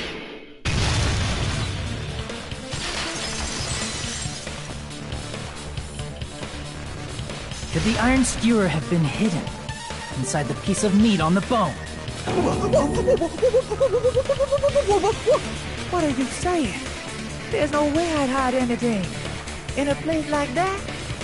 That's clearly impossible. I mean, that's inside the food. Impossible. That's what Byakuya and I thought. That's why we overlooked it. It seems there are no dangerous items like that skewer in the Kuroso earlier inside that pile of food. That appears to be the case. Phew, it would have been... Phew, I wouldn't have known what to do if he said fish bones and meat bones were also dangerous items. But in fact, the only place you could hide the weapon was inside the food that couldn't be inspected. Out of all the dishes you prepared, the only one that could hide a weapon as long as an iron skewer is the meat on the bone. What now? I'm using my right to remain silent. There's no way that exists here. We need to confirm this now! So if we eat that tasty-looking piece of meat and find the iron skewer inside, bullseye! All right. Monokuma or Monami, one of you hurry and bring over that piece of meat. 1 minute. Just give me 1 minute. I'll eat the whole thing! Wait, now hold on a second. Time out. What are you doing? Hurry up and bring it over! About that. Oh. Huh? Where did Monokuma go? I'm right here! I'm already eating it! A bear that eats meat! Wait, now that I think about it, that's pretty normal. What is this? So yummy! Damn it! That's my meat! I've never eaten anything like it in my entire life! The taste brings me back to my days in the wild. This is bad! Seriously, this is really bad! My! There's something inside the meat! Look what came out! Is that an iron skewer? Check it out. The handle looks like it's made of bone. Pretty clever. The sword of destruction, encased in bone and sheathed in meat. It brought catastrophe unto Byakuya. As expected of Teru Teru. Such a fantastic weapon from the ultimate chef. You're wrong! I'm not the killer. I'm not the kind of person who would kill someone. I got it. You all set me up. You guys set me up so you could blame this on me. Jeez, what a disappointment. Such an unseemly defense for an ultimate like you. Can you really call that hope? Hey, Nagito. I'm sorry, but can you just be quiet? Tell him again.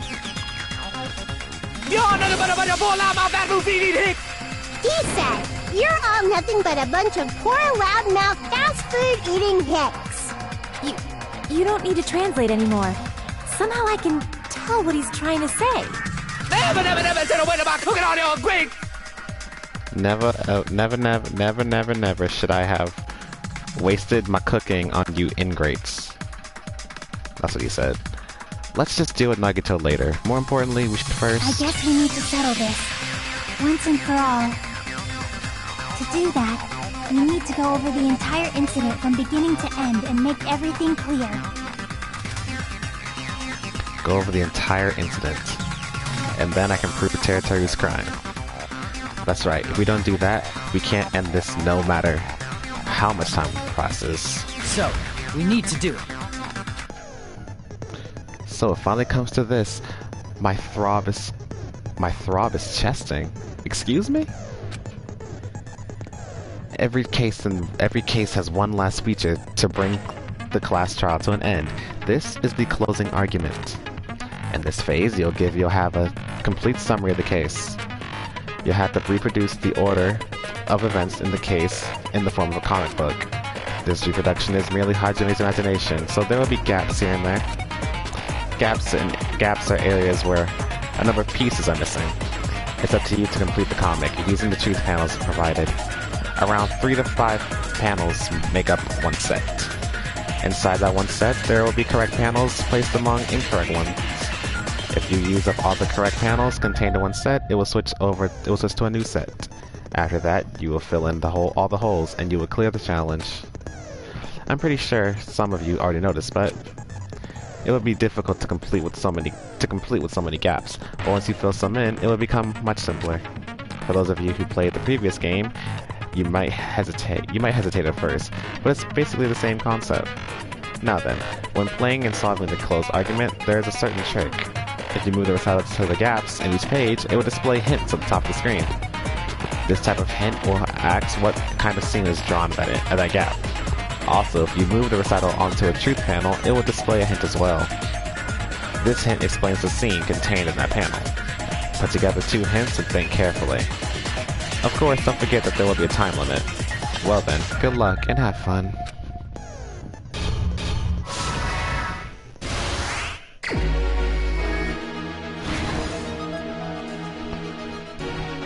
Everyone at the party is... Oops. Tablecloth. I can drink a juice. Air conditioner turned on. Killer is making the phone work. The storage room for the blackout. Crime scene. The office dining hall.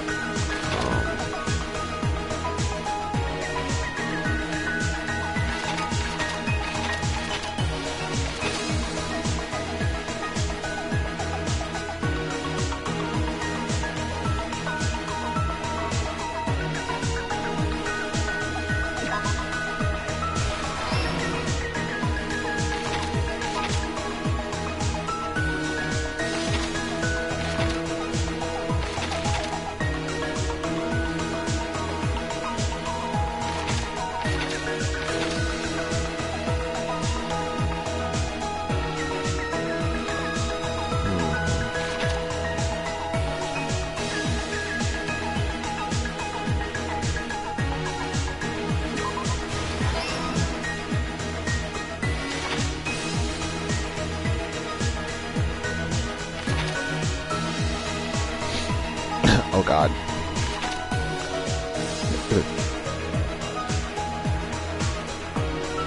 It's not this, is it? Oh, it is. Awesome.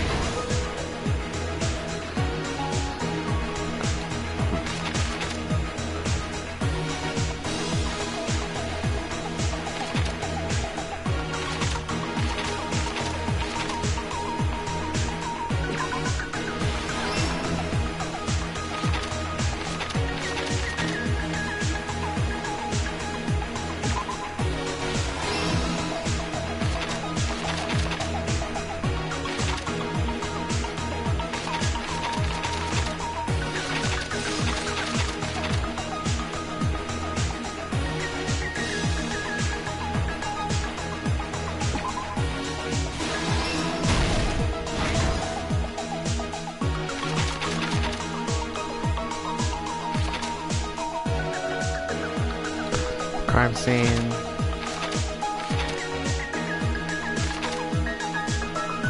What did the killer do after exiting into the dark? Heard it.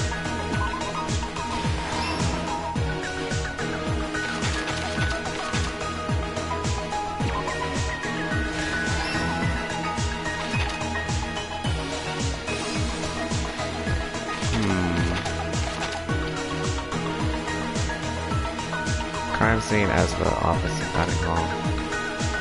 Storage room before the blackout. There's irons, right? Yeah. Last stock.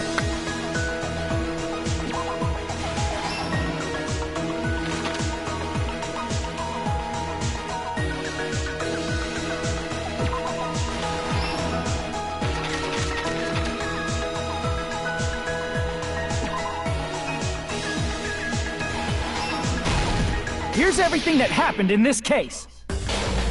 Let's try going over the whole incident, beginning with right after the party started. Byakuya had us gather in the dining hall of the old building near the hotel. He was extra cautious about a murder occurring that night because of a threatening letter he received. Therefore, he decided to throw a party so he could monitor us.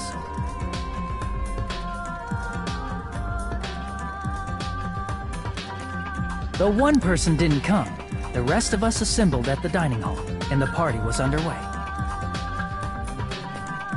But at that time, the trap set by a certain someone was already in motion. They plugged 3 irons into the outlets in the storage room, which nearly capped the power usage.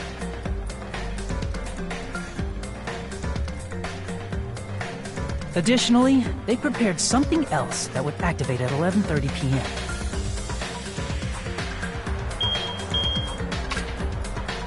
The air conditioners in the office and dining hall.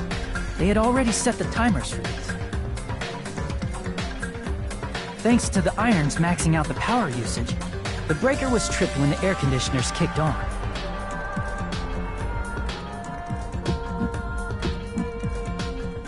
Since the windows in the old building were covered, the blackout plunged the dining hall into total darkness.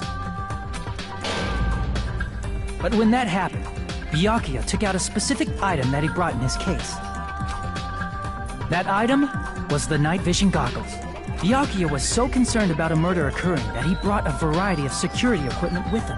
When he put on his night vision goggles, Byakuya witnessed a certain someone making a suspicious move. He saw Nagito guiding himself with the desk lamp's power cord so he could get under the table. That's right, everything up to that point was all part of Nagito's plan. The murder warning to Byakuya, the source of the blackout, it was all Nagito. While the blackout was happening, someone else, the real killer, began making their move in the kitchen. The killer probably already knew about Nagito's plan, so they knew a blackout was coming. That's why the killer prepared all the items they would need to commit their crime in the dark beforehand.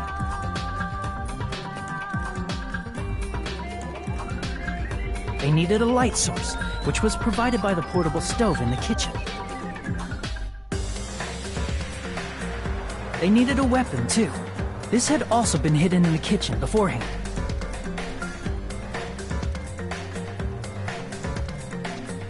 The long iron skewer used in the churrasco dish. The killer hid that inside that meat with the bone in it. Oh, it's pronounced churrasco. With the weapon and portable stove in hand, the killer stepped out into the hallway. First, they closed the fire door in the hallway so their light source wouldn't peek toward the dining hall.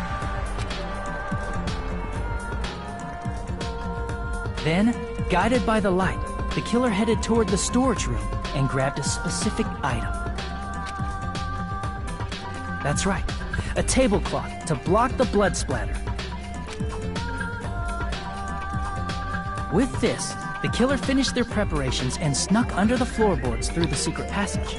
They probably turned off the portable cooking stove at that point, or left it near the entrance of the door.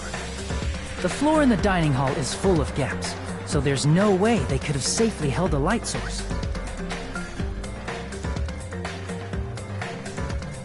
But thanks to the glowing mark they painted earlier, the killer was able to get beneath the table.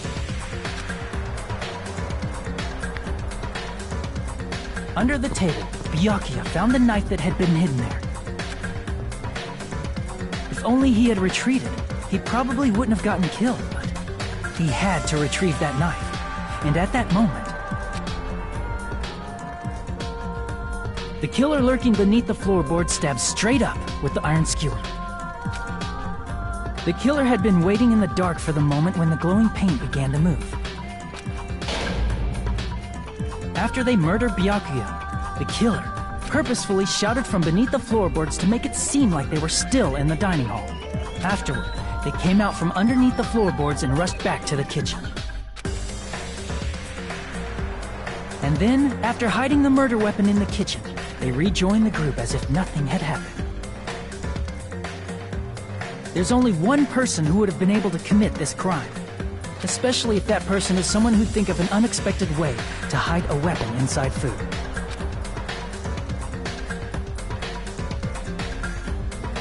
Isn't that right, Teru Hanamura?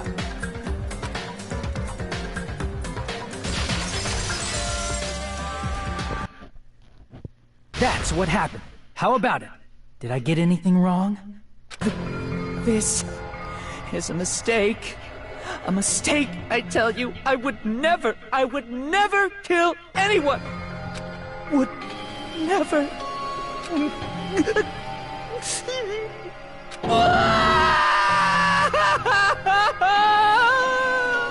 It seems this is the end.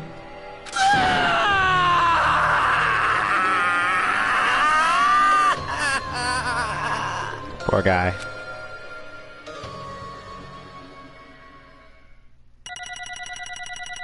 Case closed.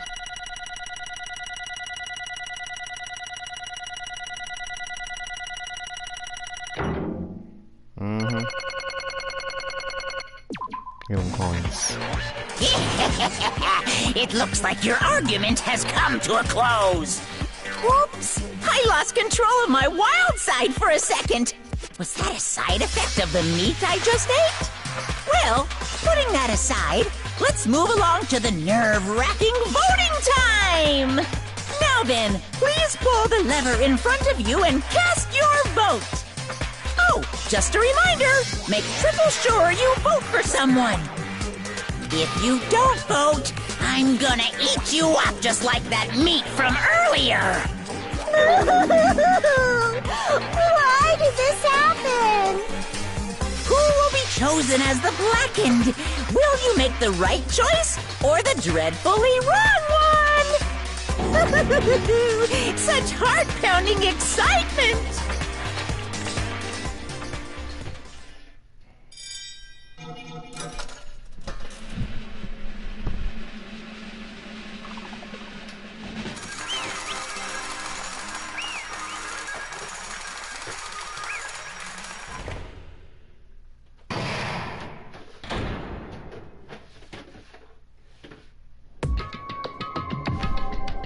Correct!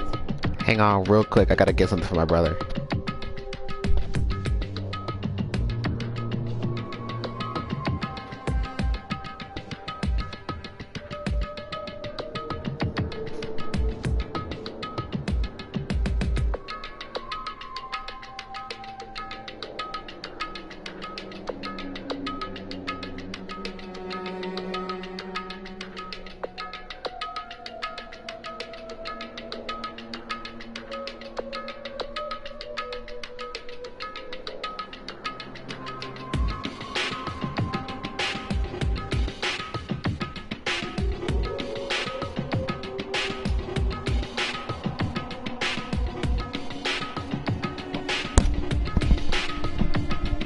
Okay, I'm back. Urza, what are your thoughts on the first class trial of Danganronpa 2?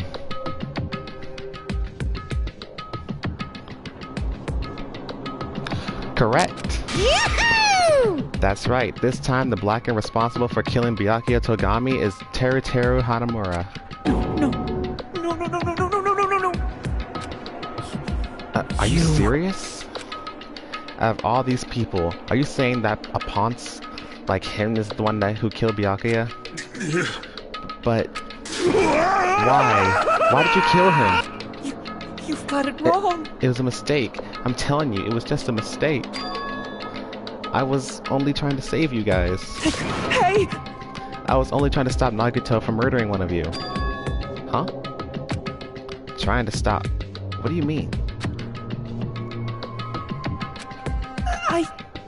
I spent all morning in the old building preparing the dishes for the party, and then I heard a weird laughter near the dining hall, and when I peeked over there, I saw him. I saw Nagito in the middle of cleaning duty, putting a knife under the table. I had a bad feeling about it, so I continued to watch what he was doing. And I saw him place the irons he bought in the storage room and mess with the air conditioning timers. Plus, he was grinning, just grinning by himself the whole time. So I questioned him. When that happened, When that happened, You caught me? Oh, I've been caught. What? But been caught. Hey! What are you doing? What are you scheming? I'm planning to kill someone, of course. Huh? Teru, just to let you know, it's pointless of you to stop me. If you stop me, it doesn't matter. I will never give up. Whether it's tomorrow, the day after tomorrow, or the days beyond that, I'll definitely start the killing. Impossible! What? No matter how much you want to leave this island, that's just... I see. So that's what you think. Well... But that's not it at all. This isn't about my survival. I just want the killing to start. What? What are you saying? I love everyone here. That's why I want to be of good use to them. I love all the Ultimates, and I admire them for being symbols of hope. Amazing! That's right. In the name of hope, I love everyone's talents from the bottom of my heart. That's why. I don't want them to lose against something like killing. I want them to prove to me that hope will never lose, no matter how daunting the despair they face may seem. I want everyone to prove to me that hope will never lose to despair. No. What are you saying? I don't understand at all. See? See, isn't it typical that if you face a strong enemy, you will become even stronger yourself? Which means the stronger the despair you face, the stronger everyone's hope will become, right? I want to see that brightness, and in order to see it, I'm going to become everybody's stepping stone. I want to make your hope shine. It's as simple as that. That's right. I yearn for a powerful hope that can overcome any kind of despair. You're kidding, right? Are you kidding? Don't tell me. You're actually serious. Man. If you don't understand, that's fine. I don't really mind. I'm just an obsessed fanboy, so it's alright that this love of mine is unrequited. I suppose I can be called the ultimate fanatic. The ultimate fanatic. Wait, no way! There's something wrong with you. Really? Do you really think so? Do you really think there's something wrong with me? Hey. But isn't that what love is? Nagito, what is the meaning of this? Explain it to me. I don't understand anything about the story at all. See? You see, if you have a favorite boxer, don't you want him to fight against a strong opponent and win? Don't fuck with me! You better not compare it to that. What? Huh? Am I wrong? It's a given that trials are necessary to become strong, and the harsher the trial, the stronger you become, no? For mere humans, killings are simply a tragedy, but for worthy humans, a trial such as this can elevate their status to an even higher level. Amazing! It's amazing to me that someone as untalented as myself can become that trial. There's no point in someone like me surviving. It's far more significant for me to die as everyone's child. Great! There's no greater honor than becoming the foundation so that your values may ascend to brave new heights. What's going on? Stop it. You're seriously starting to piss me off. What's going on? I don't understand it at all. What are you saying? You basically wanted to commit murder for fun? It's not the same as killing for fun, but I guess it'd look the same in your eyes. I have no intention of surviving and leaving you all to die. Is that why you didn't mind when Teru discovered your plan? That's wrong. Or perhaps that was intentional too. Huh? So, Nagito wanted to involve us in the killing, plus it'd be better for him if the mystery was more complex. Is that why you blatantly revealed your plan to Teru? You expected to pique Teru's curiosity, and you look forward to the mystery becoming more complex. Well, you're basically right. It's true I was looking forward to that. That's why I took the time to tell him about the secret patches I found while I was cleaning. What? That was your doing as well. You're right. I just casually mentioned it. Oh, it's dangerous if you fall, so don't get too close to it. Hey! This dude, he's batshit crazy. He's insane. Urza, your boy is crazy. That's right. That's why I tried to stop him, you know? However... But why? Why did you kill Byakuya instead? I don't know. Because Nagito is the one who's supposed to take the knife. That's why I aimed and thrusted the iron skewer there. Whoa! But why is Byakuya the one who died? It was supposed to be Nagito, not him. Byakuya probably tried to stop Nagito from grabbing the knife. And then, in place of Nagito... Nope. No, I don't think that's it. Huh? Perhaps... Byakuya was trying to protect Nagito. What? What did you say? See? Because Byakuya said so, didn't he? Don't worry, as long as I'm the leader, I won't let anyone become a victim. I will guide you all. I will guide you all. That much I promise. Could it be, in order to keep that promise? As long as he was wearing that night vision goggles, I'm sure he saw someone moving under the floorboards. And that someone was aiming for Nagito. Why? So Byakuya gave his life to protect Nagito, even though he was trying to take that knife? I see. Byakuya is amazing. To keep his promise to protect everyone, he actually threw his own life away. And yet... Such despair. I never expected an ending like this. Such despair. What? But we shouldn't let him die in vain. I'm sure everyone will become even stronger by overcoming this despair. No way. Could it be you knew Byakuya would protect you, so you set him up to fail? Someone like me? Of course not. I'm not that good at calculating. I just took some precautionary measures. The results of that were going to be my fun for later. Just kidding. How unexpected. But I never expected it would turn out like this. I never thought I'd be the one to survive. But since it was my life that had been saved, I didn't just want to waste it. So that's why you decided to help Teru. Why? Well, because Teru decided to commit his crime, because he also had a strong hope, right? Which means his actions were motivated by hope. If he was willing to go that far, I thought he might truly be the person whose existence I was waiting for. And as you see, Urza, as this whole first trial shows you just why, like as I explained to you, why Nagito is supposed to be a dark version of Naegi, a dark version of our last protagonist. I thought he might be the hope that could defeat any type of despair. In order for me to confirm it, I decided to help Teru. What do you mean confirm? Just stop it already. Well... Plus, I couldn't really help myself when I also empathized with Teru. After all, he wanted to kill me, but he ended up killing Byakuya instead, you know? If I left him in that confused state, this trial might have been ruined, right? Isn't that right? But in order for our hope to grow, this trial was absolutely necessary. That's why I decided to help him. I told him, I don't care if I die, so you should just focus on escaping this island. Right? Those are my exact words to him before the investigation. Isn't that right, Teru? Man. In the end, my help just wasn't enough, and this turned out to be a bad ending for Teru. But you should be proud of yourself. You will not die in vain. Great! You will become a splendid sacrifice for everyone else so their hopes can grow even more powerful. Impossible! Sacrifice? Shut up! Shut up!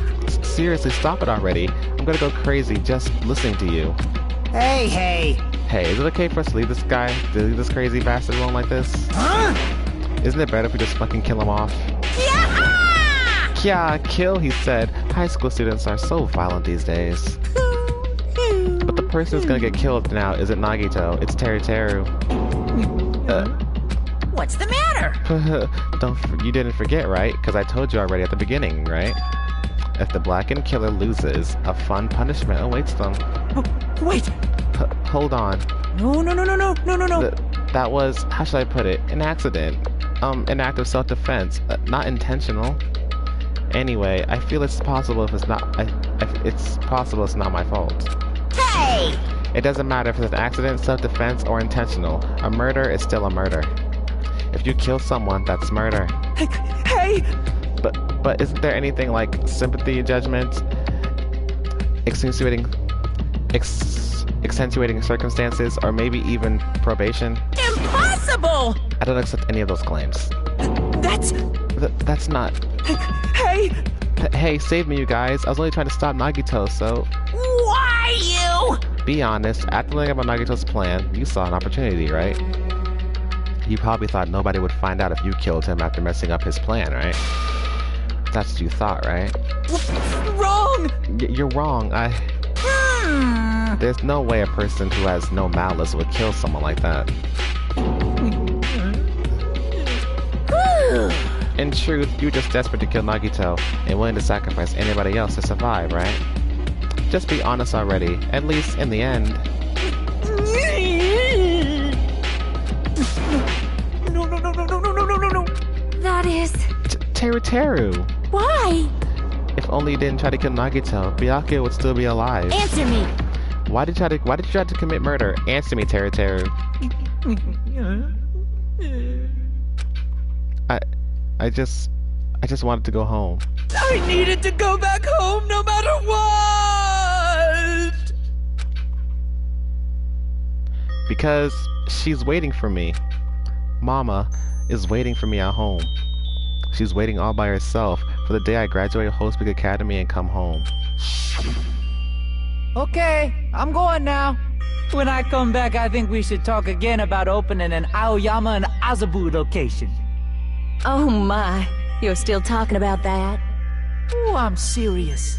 The Academy guarantees success for its graduates, right? So, I know it's gonna be difficult by yourself, but wait for me until then, okay? Yes, you're right.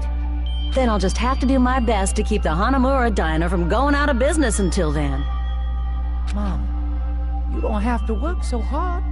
What if you collapse again while I'm gone? I'll be fine. Moms are strong. I won't lose to some illness. I know that already. I know that already. I promised her I'd become a full-fledged cook and save the Hanamura Diner. Mama is waiting for me to keep that promise. Even though she's sick and alone, she's still waiting for me.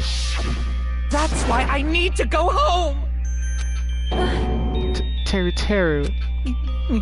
But if we were told our memories were stolen and that several years have passed since our first day... Hey! Then what happened to the Hanamura Diner? What happened to my mom who's still waiting for me? So you did believe what Monokuma said. Damn it!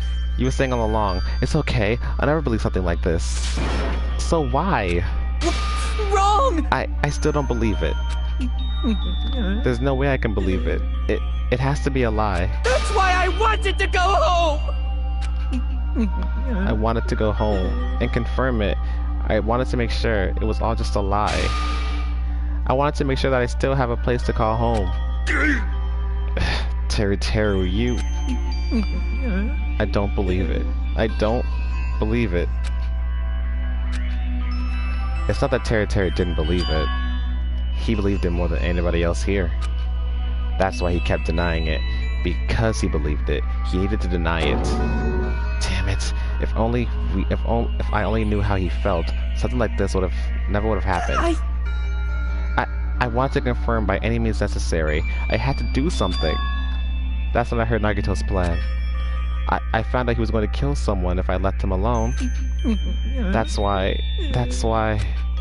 Fine. So, you wanted the first kill. I'm sorry. I'm I'm sorry, you guys. It doesn't mean I wanted to sacrifice any of you, but it was the only thing I could do. And I ended up killing Byakuya instead of Nagito. Ah, I see. I think I'm the one who went crazy. Teru. I see. Interesting, but... Urza, I peeped something. Serious moment, I know, but like, like in the first game, you absolutely you did not like Sayaka at all. Sayaka ends up dying in Chapter 1. Chapter 1 here, you don't like Kyoko, and you don't like Teru, and you don't like Mahiru, and what do you know? Teru's gonna die. Interesting, but... As far as motives to kill are concerned, wanting to see your mom is so boring. What? So... Yahoo! It seems there's no point in basking in the afterglow, so let's hurry up and begin the punishment. You can't! No, you can't! Jeez! Get out of my way! Well now. There. Now that the annoying little sister has been dealt with, let's get back to business. Wait! Hold on a sec. I'm not asking for forgiveness anymore, but at least... Now then, I've prepared a very special punishment! I prepared a very special punishment for Teru Hanamura, the ultimate cook. Hey! Call me chef. No, wait, that's not what I... Please! Please tell me at least what happened to the Hanamura diner, to Mama. Let's give it everything we've got! It's punishment time! Lies! I won't believe this! I won't believe it.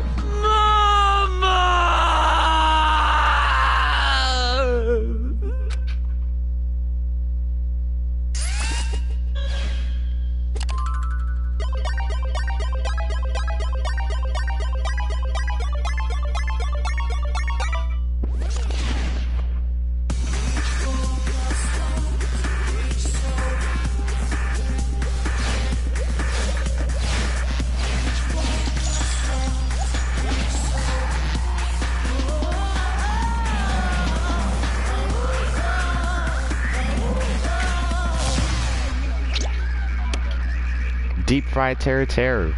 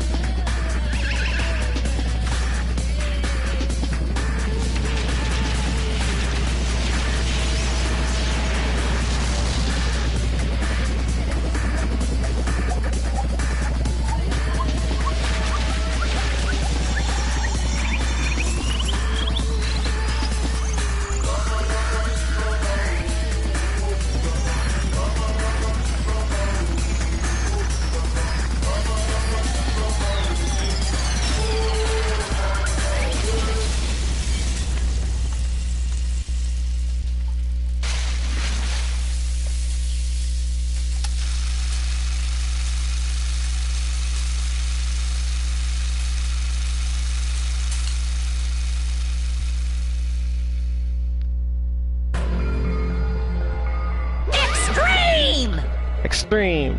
Yeah! Phew! The adrenaline is rushing through me. Teru! Damn it! Are you fucking serious? It's okay, Ibuki. How cruel. Why? Why did you do something so cruel? What? Huh? Didn't you learn didn't you learn you in elementary school? If you badmouth someone, the teacher writes it in a note and makes whoever badmouth you read it. Read it to you in front of the class. No. When that happens, only then do you think about it. How it feels to be badmouthed. The same applies to murder. What are you saying? You're the one who drove him to it. So cruel. This is just too cruel. Nice! Well, it can't be helped. Rules are rules, and this is the killing game. And this is the killing rule after all. What rule? You're the one who's breaking the rules. Huh? I can't just let that slide. What do you mean? When you mentioned the motive, didn't you also promise something? However, there's a catch. Don't tell me the catch is... Figured it out yet? That's right, you guys have to kill each other. That's my bargaining point. You guys want to know, right? You want your school memories returned to you, right? Then you better start killing. A penny for your thoughts and a murder for your memories. Why? Why didn't you tell Terry about his mom or his diner? He had a right to know. You... Yeah, us too. We all have a right to know. Bastard! Hey, hurry up and tell us. What did you mean earlier when you mentioned our school memories? Oh yeah, I did promise to return your memories after the killing began. Huh? You're gonna do it? But telling them is kind of... But I never told you guys that I'd tell you right away. What? What? Not fair. That's not fair. Of course! Of course, I keep my promise to return your memories someday. But it's still not clear when that someday will actually be. I must excuse myself as well. There's something that I need to do. Huh? What the heck? So cruel! That's not fair. They both ran away. Then... Monokuma had us wrapped around his finger after all. Stupid! Terry, you stupid. Such despair. Ending like this is full of despair. A seriously tragic despair. But still, at a time like this, as the symbols of hope, you guys need to keep doing your best. You. Why are you smiling? Crap! How can you smile in a situation like this, you creep? Nope. Hold on, I'm sad too, you know. Didn't I tell you? From the bottom of my heart, I truly love you all. You ultimates who inspire hope and your splendid talents. There's no way I can be happy when we've lost such a talented individual. Don't fuck with me! Don't go saying creepy shit, I'll fucking kill you. Please, kill me anytime. What? Huh? If you hate me, I don't mind you killing me. I've already prepared myself to become your stepping stone. Someone like me? If absolute hope can be born from that, then my life is nothing special. You, how messed up are you? Hey. However, if you're going to kill me, make sure you discuss it with me beforehand, okay? If you do that, then I can cooperate with the killer. Are you seriously intending to help the killer? It's really not that big of a deal. If you're students of a Hope's Academy, if you're the symbols of hope who possess the chosen talents... Great! Then it shouldn't matter to you guys at all if I cooperate with the killer, right? You fiend. Declaring so confidently that you'll side with the killer. Hey! Maybe this was his plan all along. Since he's willing to work with the killer, he wants us to think it's better for us not to kill him. Well, I do mind what you think of me. I don't mind what you think of me. In actuality, thanks to Byakuya, I'm starting to feel a small desire to live. This is exciting! Mostly, I just want to watch... What the heck was that? Mostly, I just want to watch everyone destroy all the despair that comes for you, one after the other. Just kidding. Piss me off. Hey, can I punch you? I just won't be satisfied till I punch you. Fine. Let's stop this already. It's just going to be a waste of time if we keep dealing with him. What? Huh? Even Hajime hates me now? How unfortunate. That stings. I thought you and I were quite similar. What is that? Isn't that right? You hold a special feeling towards Hope's Academy, just like me. Don't put me in the same category as you. Hey. But how can I say you're not? But how can you say you're not? Monokuma said it himself. We don't know anything about each other's true nature. No, if it's true that our actual school memories were stolen, it's the same as not knowing our true selves too. Especially for you, right? Someone who can't even remember his own talent. Akane, please feel free to punch him. Will do. Wait! Hold on. Please stop! Please stop this at once. Nothing will come from fighting like this. There is something else we must do. Huh? Something else? Please listen! We must not argue with each other at a place like this. There is something more important we must do. Let me ask. Which is... do our best. You fiend. Well? We must first leave here and get some rest. And then we shall all work together and do our best. Do our best so that we will never have to come back here again. Perhaps. That is what I believe we must do right now. I am sorry! I'm sorry. If only I was a better motivational speaker. No, that really touched my heart. You're totally right. What we need to do right now is do our best. If we do our best, it's definitely going to pay off, right? Yes. Yes, that is right. Like... But what do we have to work hard at? I do not know, but we must do our best. Jeez, I don't get you at all. Are you some kind of moron? Well? It's fine if you don't know. What matters is that you hold on to the feeling that you have to do your best. Right? So let's do our best. Let's make sure a killing like this never happens again. But... It's scary, but doing our best is our only option. There's no way I'm doing what Nagito said. I'm gonna do it! Alright, I don't know what you're all talking about, but let's do our best for now. Fine. Very well. Even if we are not able to change the future, I guess I should at least change my tomorrow. Damn fiend. I won't give up until the very end. I won't die in vain. I'll give my entire existence, my entire power, my entire body and soul, and fight to the very end. Yeah, you're right. Let's definitely work together and leave this island. Do our best. We kept using that phrase over and over again. Even though we knew they were just cheap, meaningless, empty words. Regardless, we still said it. And we continued to say it over and over again without stopping. Thus, the curtain had fallen upon the class trial where Byakuya and Teru were sacrificed. Afterwards, we left the trial grounds and returned to the mainland of Jabberwock Island. For the time being, we decided to go back to our cottages. After experiencing something like that, there's no way I could fall asleep. I gave up, got out of bed, and began walking around the hotel grounds for no real reason. After not doing much of anything, I dully looked up at the sky. And there, just as before, there it was, the night sky brimming with stars. Stars that looked like they were about to fall into my hands like fluttering snow.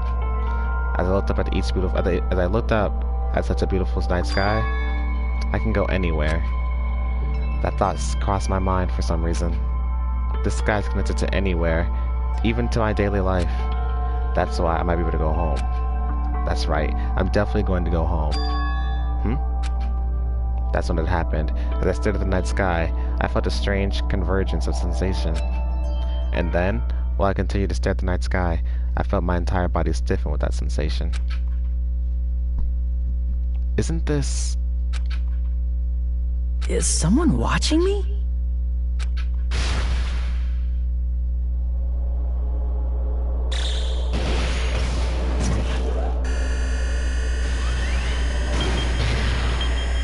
"19 days left.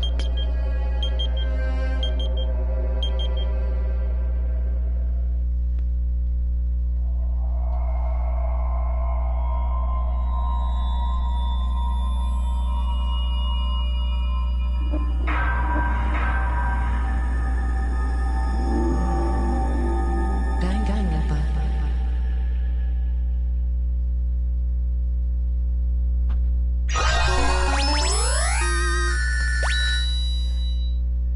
Three-star badge. Wooden stick. Wanna save? Alright then. We did it! We did it! We completed the first class trial. Terry did it, and only because not only was he fallen to Monokuma's words, but also because Nagito just got into his head with that craziness he was always talking about. Urza, your boy Nagito is something else, isn't he? But yeah, let's see.